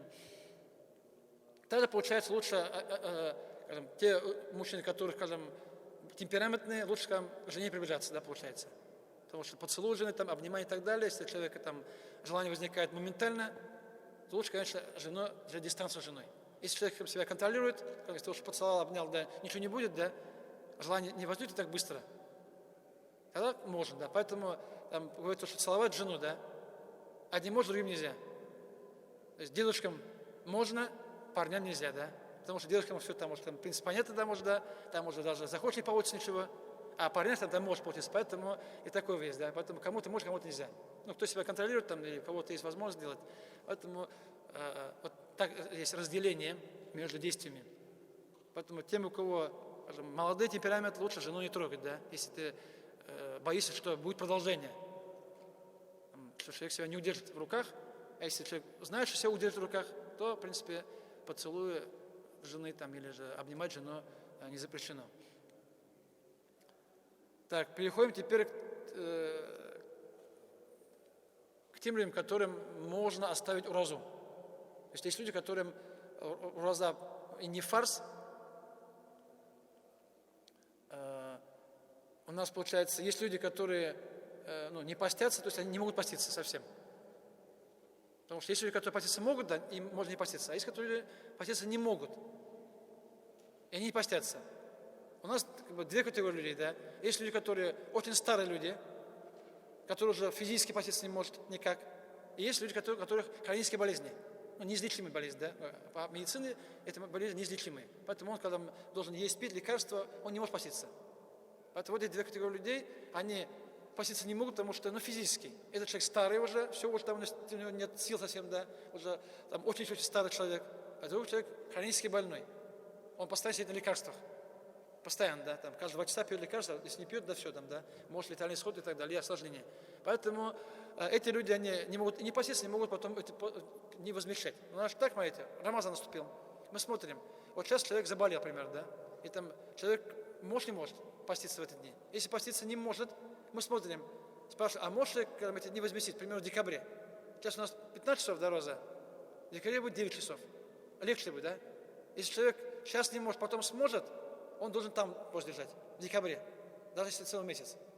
А если человек сейчас не может, и потом не сможет никогда, как старый и больной человек, хронический, он же не сможет никогда. Поэтому он уже не сможет поститься ни сейчас, ни потом. Эти люди, скажем, они должны, вместо этого, они обязаны кормить одного бедняка. Одного бедного, это называется фидия. Это называется фидия, называется у нас по-арабски. И за каждый один день, пропущенный день поста обязан, должен, это вместо уразы, да, просто. Он задержал, это заменять уразу. Пост заменяет, это кормить одного человека. Одного нуждающегося человека. Ну, здесь написано цена, да, обычно это еда. Поэтому ты можешь дать человеку еду, да, чтобы он, когда дать ему рис, там, да, там, гречку, макарон, чтобы он сам сварил, да, пищу. Ты можешь, когда сварить дома еду и позвать себе домой его, покормить. Он пришел, там, ему суп второй дал, да, все, да, получается, да. Он поел, а можно ему дать деньги, 300 рублей за сутки, за день. Получается, за один день 300 рублей, за каждый день. Не поста тем, кто очень старый и хронически больные. Кто поститься никогда не сможет совсем. Вот они, получается, выплачивают, да, ну, человек там, у кого-то там есть язва, там есть человек, да, какие-то другие болезни, да, когда человек, да, какой-то, может, диабет, какие-то стадии, там, да, самые сложные стадии диабета, когда человек, ну, не может поститься, да, уже никак, или лекарства, да, или кушать нужно постоянно человеку, да, человек не может без еды, там, да, обходиться даже 9 часов, да, 10 часов не может никак. Поэтому за каждый день 300 рублей, обязательно. Ну, это тоже при возможности, потому что, понятно, 300 рублей это вместе 9 тысяч человек, да, потому что у нас там, человек может пенсия 9 тысяч человек, да, человек может пенсия 10 тысяч может быть. Да, поэтому, получается, у него, тот человек, он не постится, старый, больной, у него нужно давать 9 тысяч рублей фидья, у него пенсия 10 тысяч. Поэтому он старается, когда, может, потихоньку, там, может, там, каждый месяц там, не сразу, там, может, в этом месяце, там, 2-3 дня, потом, там, может, рассрочка, скажем, да, а если совсем не получится, значит, ничего страшного. Если он пытался, не получился, денег не было, не оставалось, да, лишних денег, потому что ЖКХ, там, да, и до 5, да, все, не осталось ничего. Поэтому, если денег не оставалось, то ему греха не будет. Но человек должен стараться, пытаться, но если не получилось, не было средств совсем никаких, чтобы это искупить, то, иншаллах, ему за это греха не будет. Но за то, что нет возможности, за неимением возможности. Ну, то аят, да, это связано. Еще есть люди, которым пост разрешается оставить. Они поститься могут, в принципе, или обязаны, но по какой-то причине они оставляют пост. Здесь, получается, когда человек болеет, больным людям, болеющим людям, у которых болезнь не хроническая, а болезни временные, которые излечимые обычно, ну, обычно в этом мире медицины, то эти люди, они по случаю болезни, они, ну, скажем, если болезнь легкая, да, он может поститься, если болезнь сложная, да, он не может поститься, не сможет, потому что больница, там, да, операция и так далее, человек не сможет поститься никак. Поэтому человек болеющий, у него есть полное право не поститься. Если он болеет и не постится, ему нет греха. Если, например, человек утром не сделал, да, значит поститься, в обед там, ему стало очень плохо, да, заболел, да, что-то заболел, да, он может выпить лекарство. Если без лекарства никак, он может пост прервать, ему нет греха.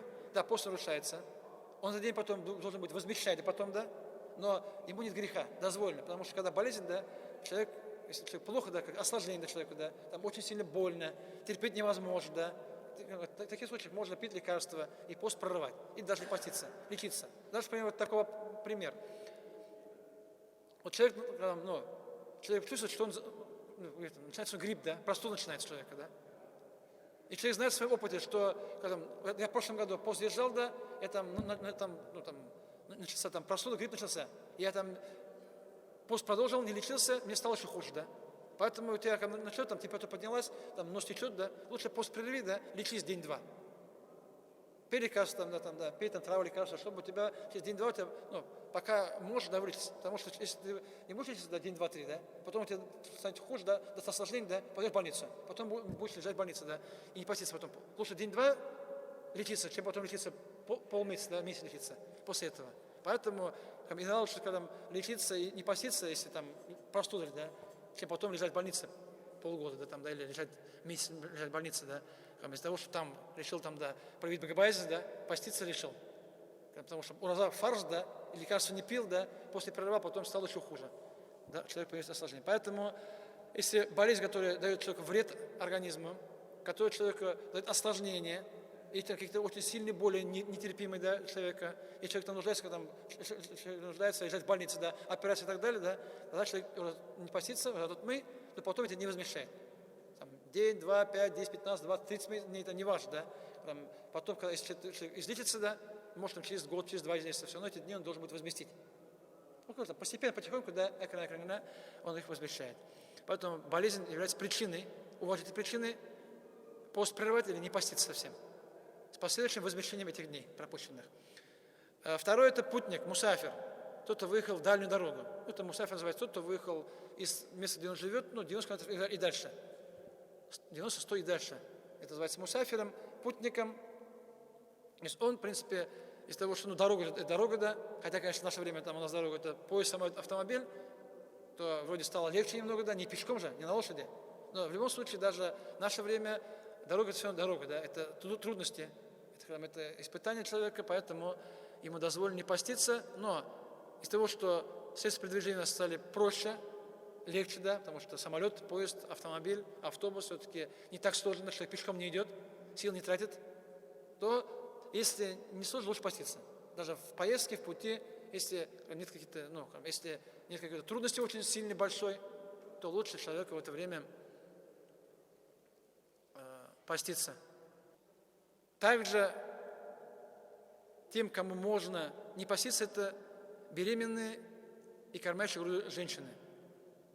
Они приравниваются к болеющим людям, поэтому, в принципе, и беременные, и кормящие не поститься обязаны, как мусульманки. Но если есть опасность для, скажем, здоровья плода ребенка или самой женщины, она имеет право не поститься. Потому что, понятно, женщины бывают разные, организмы разные, одних сильный, другой слабый, поэтому одним там у них токсикоз и так далее, они не могут поститься, да, никак не получается у них. Другие женщины, они когда держат пост до последнего дня, там, да, они, может, рожают там, да, в Рамазане рожают женщины, в 9 месяце они постятся, им легко, поэтому разные. Кто может, кто не может, не может. Каждая женщина сама определяет, да, сама себя знает, поэтому, но если, видите, если есть опасность для плода ребенка, вред, или для женщины самой, для ее здоровья, или для ребенка уже после рождения, при кормлении, когда женщина молоко пропадает совсем, да, если не будет пить, да, молоко пропадет полностью. Вот тогда, получается, они могут не поститься, но они возмещают. Эти дни сейчас не постились, и потом впоследствии они эти дни должны возместить. Потому что у нас единственное, что если не постился, у нас возмещение идет. Пока человек живой, здоровый, он может возмещать, он не может другим способом, как фидья. Поэтому женщины, кормящие беременные, если есть вред, да, ей или ребенку, или молоко пропадает, да, только тогда не постятся. Если нет вреда, ни ей, ни ребенку, молоко не пропадает, она постится, как и все остальные. И последнее, это уже было сказано, то, что женщины во время менструации и после родов кровотечения поститься запрещено, нельзя. Они намаз лечат в эти дни женщины и после держат. Но мы говорили то, что они эти дни потом возмещают. Там, если менструация 5, 6, 7 дней, потом возмещает. Там, если она родила ребенка, потом не постился, хоть даже месяц, да, потом она этот месяц она потихоньку возмещает. То есть держит эти дни, когда сможет держать впоследствии. Это восполнение было сказано, да. Вот, получается, до этого все, что касается уразы, основное мы сказали. Определение, когда, как, что портит, что не портит, что делать нельзя, что не делать нежелательно и так далее. Эти вещи мы сказали. Определенные все. У нас остается пара вещей, которые связаны, привязаны к Рамазану. Не к уразе, а к Рамазану, в принципе. Они привязаны именно к месяцу. Рамазан – это таравих намаз есть у нас. Это намаз, который читается только в Рамазане. Он читается ночью, когда после ночной молитвы, после ястуданца. Ясту, ночной намаз, получается у нас первый намаз, да, ясту у нас 8 будет, да, 2 апреля, в принципе, конечно, таравих начинается 1 апреля. То есть каждую ночь Рамазана, ночью, после ночного намаза, который часов 8 примерно, да, то есть 8-9, после него, этот намаз считается желательным намазом, он не обязательный. Его считать желательно, в течение всей ночи, получается, это намаз в Рамазане. И неважно, человек постился, не постился, нет разницы, он таравих читать может. То есть, если человек постился, тогда был здоровый, человек может болеть, да, не может поститься, он все равно может пойти в мечеть читать таравих. Ну, это понятно, намаз, скажем, совершается каждый день в течение месяца Рамазана, считается 20 ракатов. То есть 20 ракатов, это примерно час-полтора, да. Это намаз такой длинный, только в этом месяце Рамазан совершается, и бирсагат.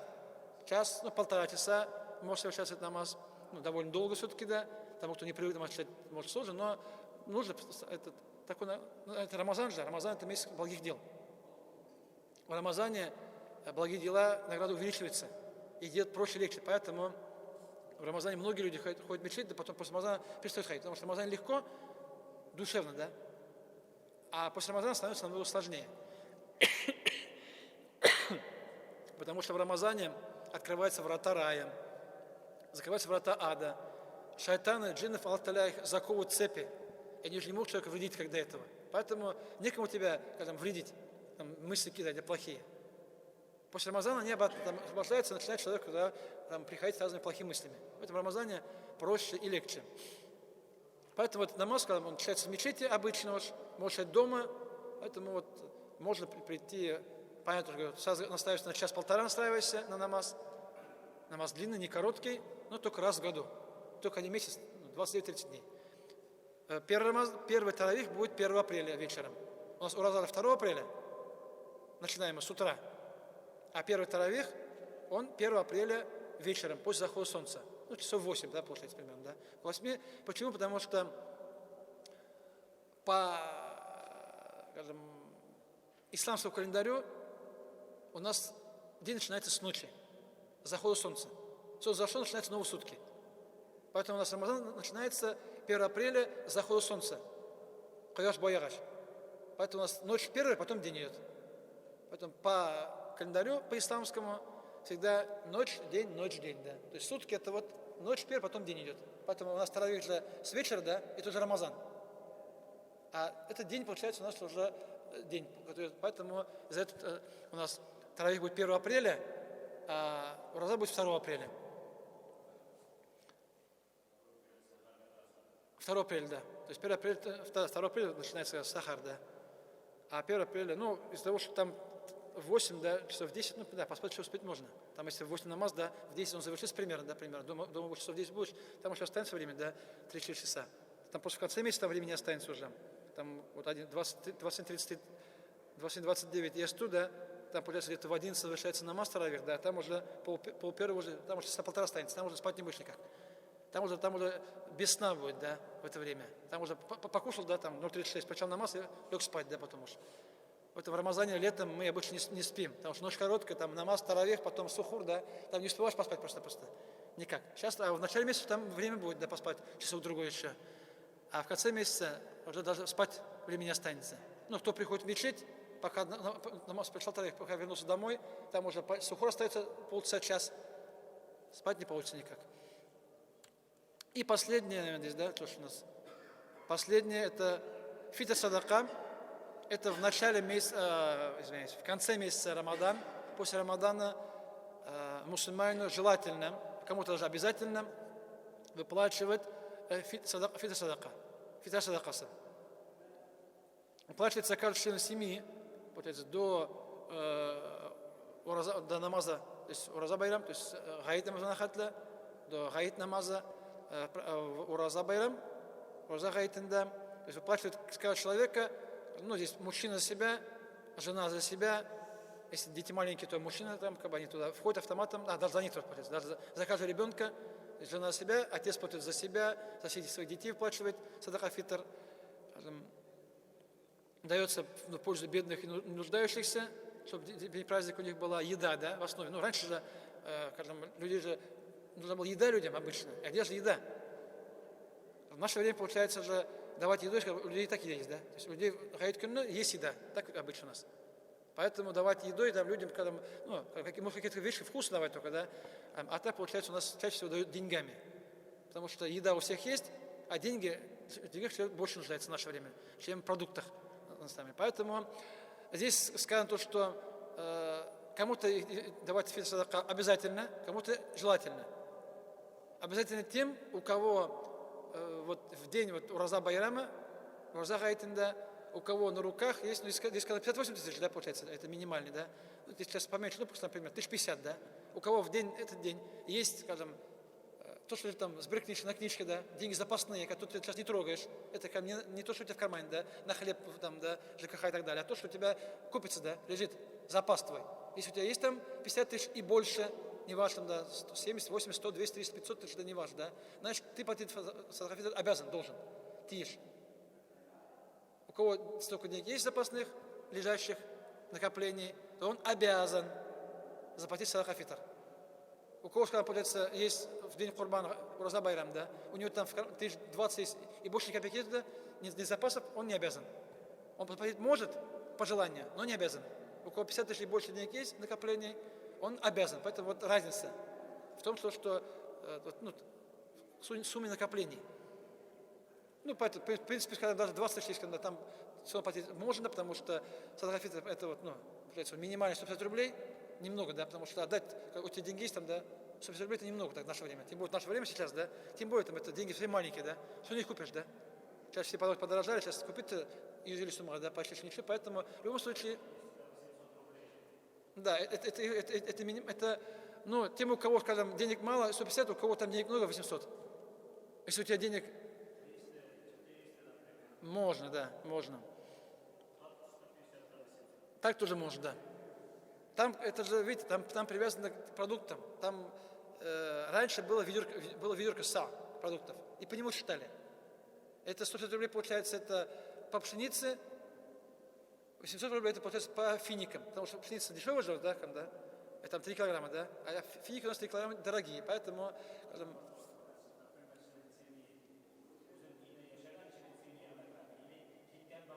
нет, они маленькие, а взрослые пользуются себя сами. Конечно. То есть кто работает, деньги получает, да, он сам себя обеспечивает, да, он пользуется сам себя. А получается, если у тебя есть дети маленькие, которые не работают, да, и жильвенцы твои, то тогда ты пользуешься за них. Поэтому муж за себя, жена за себя, еще муж пользуется за своих детей, да, маленьких. Если дети взрослые, сами работают, отдельно живут, они уже оплачивают сами себя. Потому что они же сами работают, уже есть свой доход отдельный. Поэтому это все минимально, да. Это по пшенице считается, 800 считается по финикам, по изюму, которые более дорогие. Поэтому там, можно давать и больше, да. Можно давать и 300, 400, 500. Это все зависит от денег, от материальной возможности, еще от желания, да, человека. Эти деньги даются людям, не в мечеть. То есть эти деньги платить в мечеть на газ, свет нельзя. Если в деревне имам собирается фитр садака и оставляет себе на коммунальные услуги в мечеть, это неправильно. Эти деньги человек берет и отдает кому-то нуждающему, человеку, ему в руки. Или в мечети, да, когда у нас есть садака, здесь в мечети, да, там эти деньги мы вынимаем и отдаем людям. В мечети ни копейки не остается никогда. Эти деньги отдаются или продуктами, или деньгами отдаются. Поэтому, если у вас есть кто-то есть, как сосед, да, как бабушка нуждающаяся, да, сам можно нести им, да, сюда можно ложить в ящик. Если не знаешь, кому давать, положишь сюда в ящик, мы потом это берем деньги и отдадим людям нуждающимся. Поэтому садака-фитр, оно не идет на нужды мечети. Оно дается людям, нуждающимся, бедным. Кто там в тяжелом положении. Поэтому неправильно давать садака-фитр на газ, свет, да, и так далее, на коммунальные услуги. Это неправильно. Это получается не по назначению. То есть это используются эти деньги. Не тем, кому положено, не туда, кому положено. Что здесь осталось? Здесь суть поста, что получается, уже было сказано, да. Пост это не это, да. Пост это поклонение, да. Это пост не голодовка, не диета, да. Пост это гайбадат, поклонение. Поэтому человек должен намереваться, что я ради Аллаха пощусь. Желаю его награды, да. А не то, что я хочу там это здоровье оставить, да. Я там голодаю, там, или диету держу. Если человек не делает намерение, что это диета и голодание, это не ураза. Он награда не получит это. Он получит голодание, диету. Поэтому, если человек намеревается, что ураза – это поклонение, ибадат ради Аллаха, Аллах приказал, я выполняю. Если получу награду, то человек, да, поэтому человек должен именно, это духовно, да, это не материальная вещь, да, поэтому нет должно быть как поклонение, а не как диета, голодание и так далее, как пополнение здоровья. Иншаллах, если у тебя будет правильный, иншаллах, тебе даст, да, это даст, что это будет и диета, будет голодание, будет, да, это будет и здоровье будет через них. Поэтому главное, что поклонение, потом польза все равно будет, да, и дуня, да, и ахиратта. В этом мире польза то, что человек немного отдыхает, да, организм, немного здоровье поправляет. Польза ахиратта – это награда. А награда за уразу, она, скажем, Аллах Субхану за все другие дела назначил награду там 10 раз больше, 700 раз больше, за намаз, за Коран, там, за все, за задака, да, там минимально 1 к 10, да. Дал рубль, пишет 10, да, рублей записал, как будто дал, да. Это минимальное. А может 700 рублей. Дал рубль, если будет там очень искренне ради Аллаха, Аллах может записать, что как будто 700 рублей дал. Поэтому за намаз, там, один раз прочитал, как будто 10 прочитал, записывается. Коран читал, прочитал эту букву, как будто 10 букв. У разы неизвестно, Аллах дал награду бесчисленную. И без... Аллах сам давать будет награду в судный день, и там человек увидит награду, поэтому это саваб, ахиратта, награда в судный день. которые бигайри хисаб, то есть неисчислимые, да, мы не знаем, сколько дано. За намаз там, Коран, там, садака, может там, да, 10 700, да, там, да, примерно может прикинуть, можно немножко, да, почитать. За уразу мы не знаем просто, потому что ураза это поклонение скрытое, его не видно, да. Вот как определить человек, ураза не ураза, как узнаешь, да? Он же если пьет, да, а дома что делает, мы не знаем, поэтому ураза это поклонение, которое не видно. Потому что намаз видно, да, садака видно, да, Куран что не видно, уразу не видно, потому что я не ем, не пью, да, и все же, бетте. Получается, уразу никак не увидишь. Поэтому это поклонение скрытое, и Аллах Та'аля специально из-за этого награду дал больше, чем за другие поклонения, за уразу. Поэтому это ураза это духовно, да, это приближение к Аллаху, это награда, это получается как духовное развитие человека, да, это и польза в дуне, и польза в ахирате, как награда и так далее, как рай, иншаллах, человеку. Поэтому тот, кто держал пост весь месяц, с первого до последнего дня, с верой, то, что Аллах приказал поститься, верой в Аллаха Субхану Тааля, и желая награду, салаб Аллаха Субхану Тааля, будут прощены предыдущие грехи. Все маленькие грехи, которые человек делал до этого, имеется в виду маленькие грехи, небольшие грехи, они будут прощены. Получается, ураза это причина прощения грехов. Это награда, это рай, это прощение грехов. Поэтому это польза, а когда этот человек делает ради рая и награды, то, иншаллах, и мирская польза будет обязательно. Не без этого. То есть все взаимосвязано. Все, что религиозное, оно связано с мирским. Это одно и то же, да. Поэтому всегда, что делаешь ради Аллаха, да, иншаллах, польза будет и в этом мире. И польза будет, иншаллах, в ахирате для человека. И все, да, получается.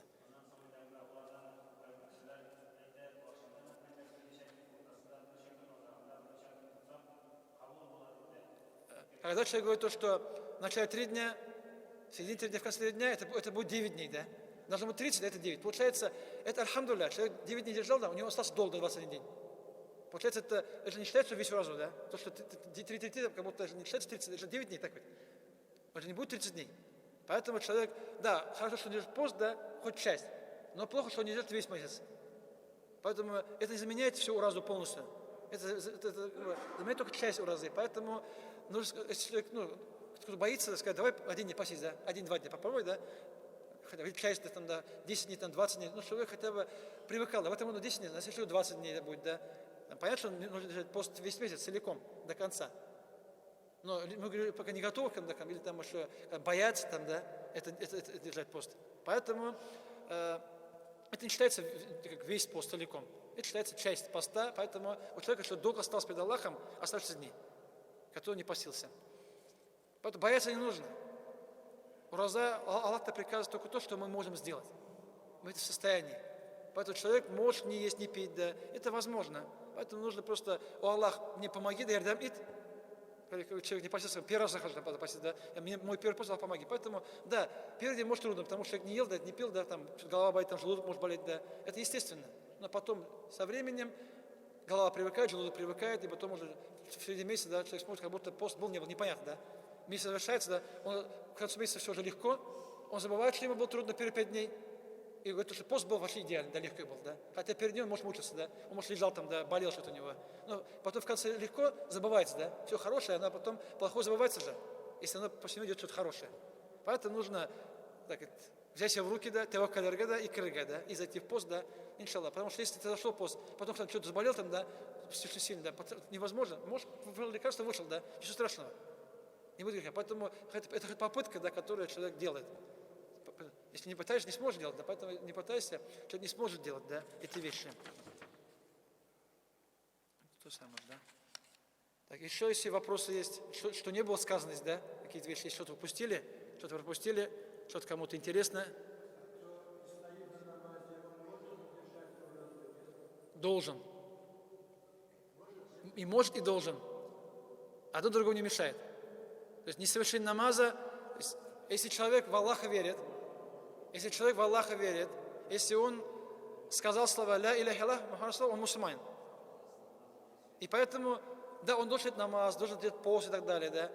Но если человек что-то не делает, да, из них, одно другому не мешает. То есть, когда человек намаз читает, да, это не мешает не посту.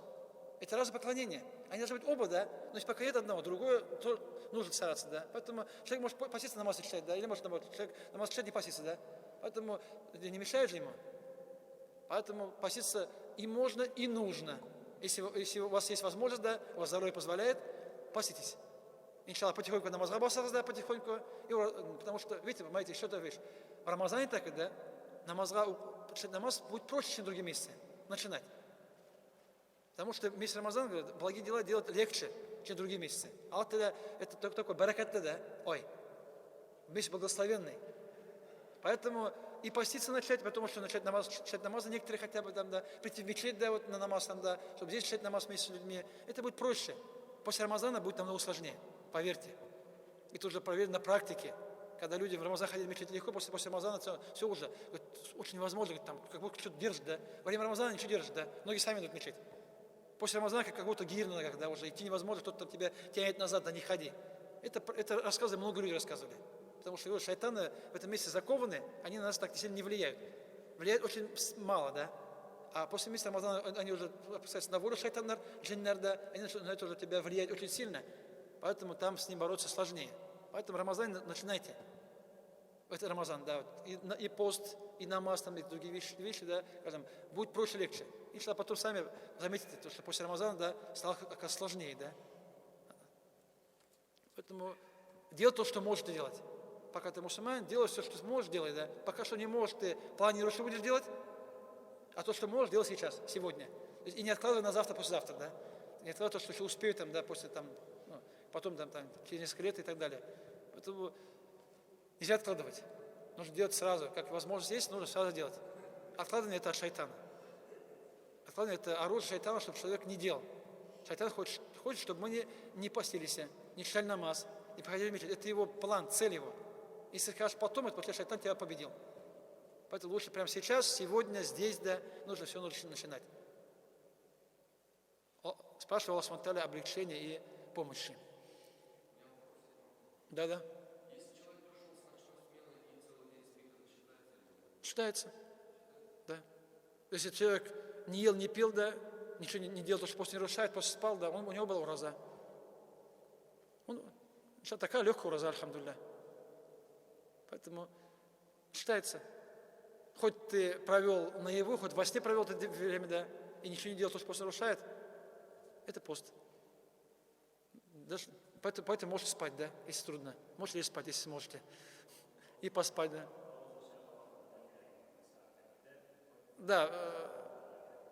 Да, желательно. Как можно быстрее. Нет, видите, мои, то есть на ифтар, да, аузашканда. То есть просто солнце зашло, да, ты можешь попить стакан воды, да. Это просто взял финик там, да, какой-то что там, изюм там, да, съел яблоко там, да, что-то немножко, да. Не обязательно сразу съесть, поесть там суп-то второй, да. Это можно сейчас просто аузаштан, что-то взял в рот. Потом можешь покушать через час-два, да, пожалуйста. Не проблема. Это все индивидуально же. Он скажет, он обычно же ифтар сразу, да, после захода солнца делать, да, поэтому ифтар у нас, мечеть проводит ифтар, да. Вот у нас в мечетях обычно Рамазан месяце, в мечети города, в мечети района, скажем, там готовят еду, там людей зовут, да, на ифтар. Поэтому можешь туда прийти в мечеть покушать на ифтар, да. Приходишь там, да, там к 6, да, намаз прочитал, потом спустился, покушал вместе с людьми, да. Поэтому вот мечеть Нур там, да, вот в мечети, вот моя махаля там на 36-м районе, да. У нас есть же, это Химиков 14А, да, мечеть есть, да, в квартире, где вот я имам мечети, которая строится на Гайнулина, да, 36-м, да, вот. Я имам той мечети, у нас тоже ифтар есть, таравих есть там, да, в квартире, пока мечеть, да, пока мы не застроим, пока туда не переедем, там тоже ифтары проводятся. Кто живет там, то в тех краях, да, может приходить проще туда, да, Химиков 14А, первая квартира. Там у нас ифтары, таравихи, там все 5 намазов проводятся каждый день. Конечно, мечеть, у нас квартира закрыта бывает, да, между намазами закрыта, на намаз можешь прийти, да, если проезжаешь мимо, да, можно намаз зайти, или можешь прийти на намаз специальный. Тем, кто живет рядом, да, в тех краях, или проезжает. Поэтому приходите к нам на таравих ифтар в Рамазане, также на ифтар таравих. Аллаху акбар, Аллаху акбар, Аллаху акбар, Аллаху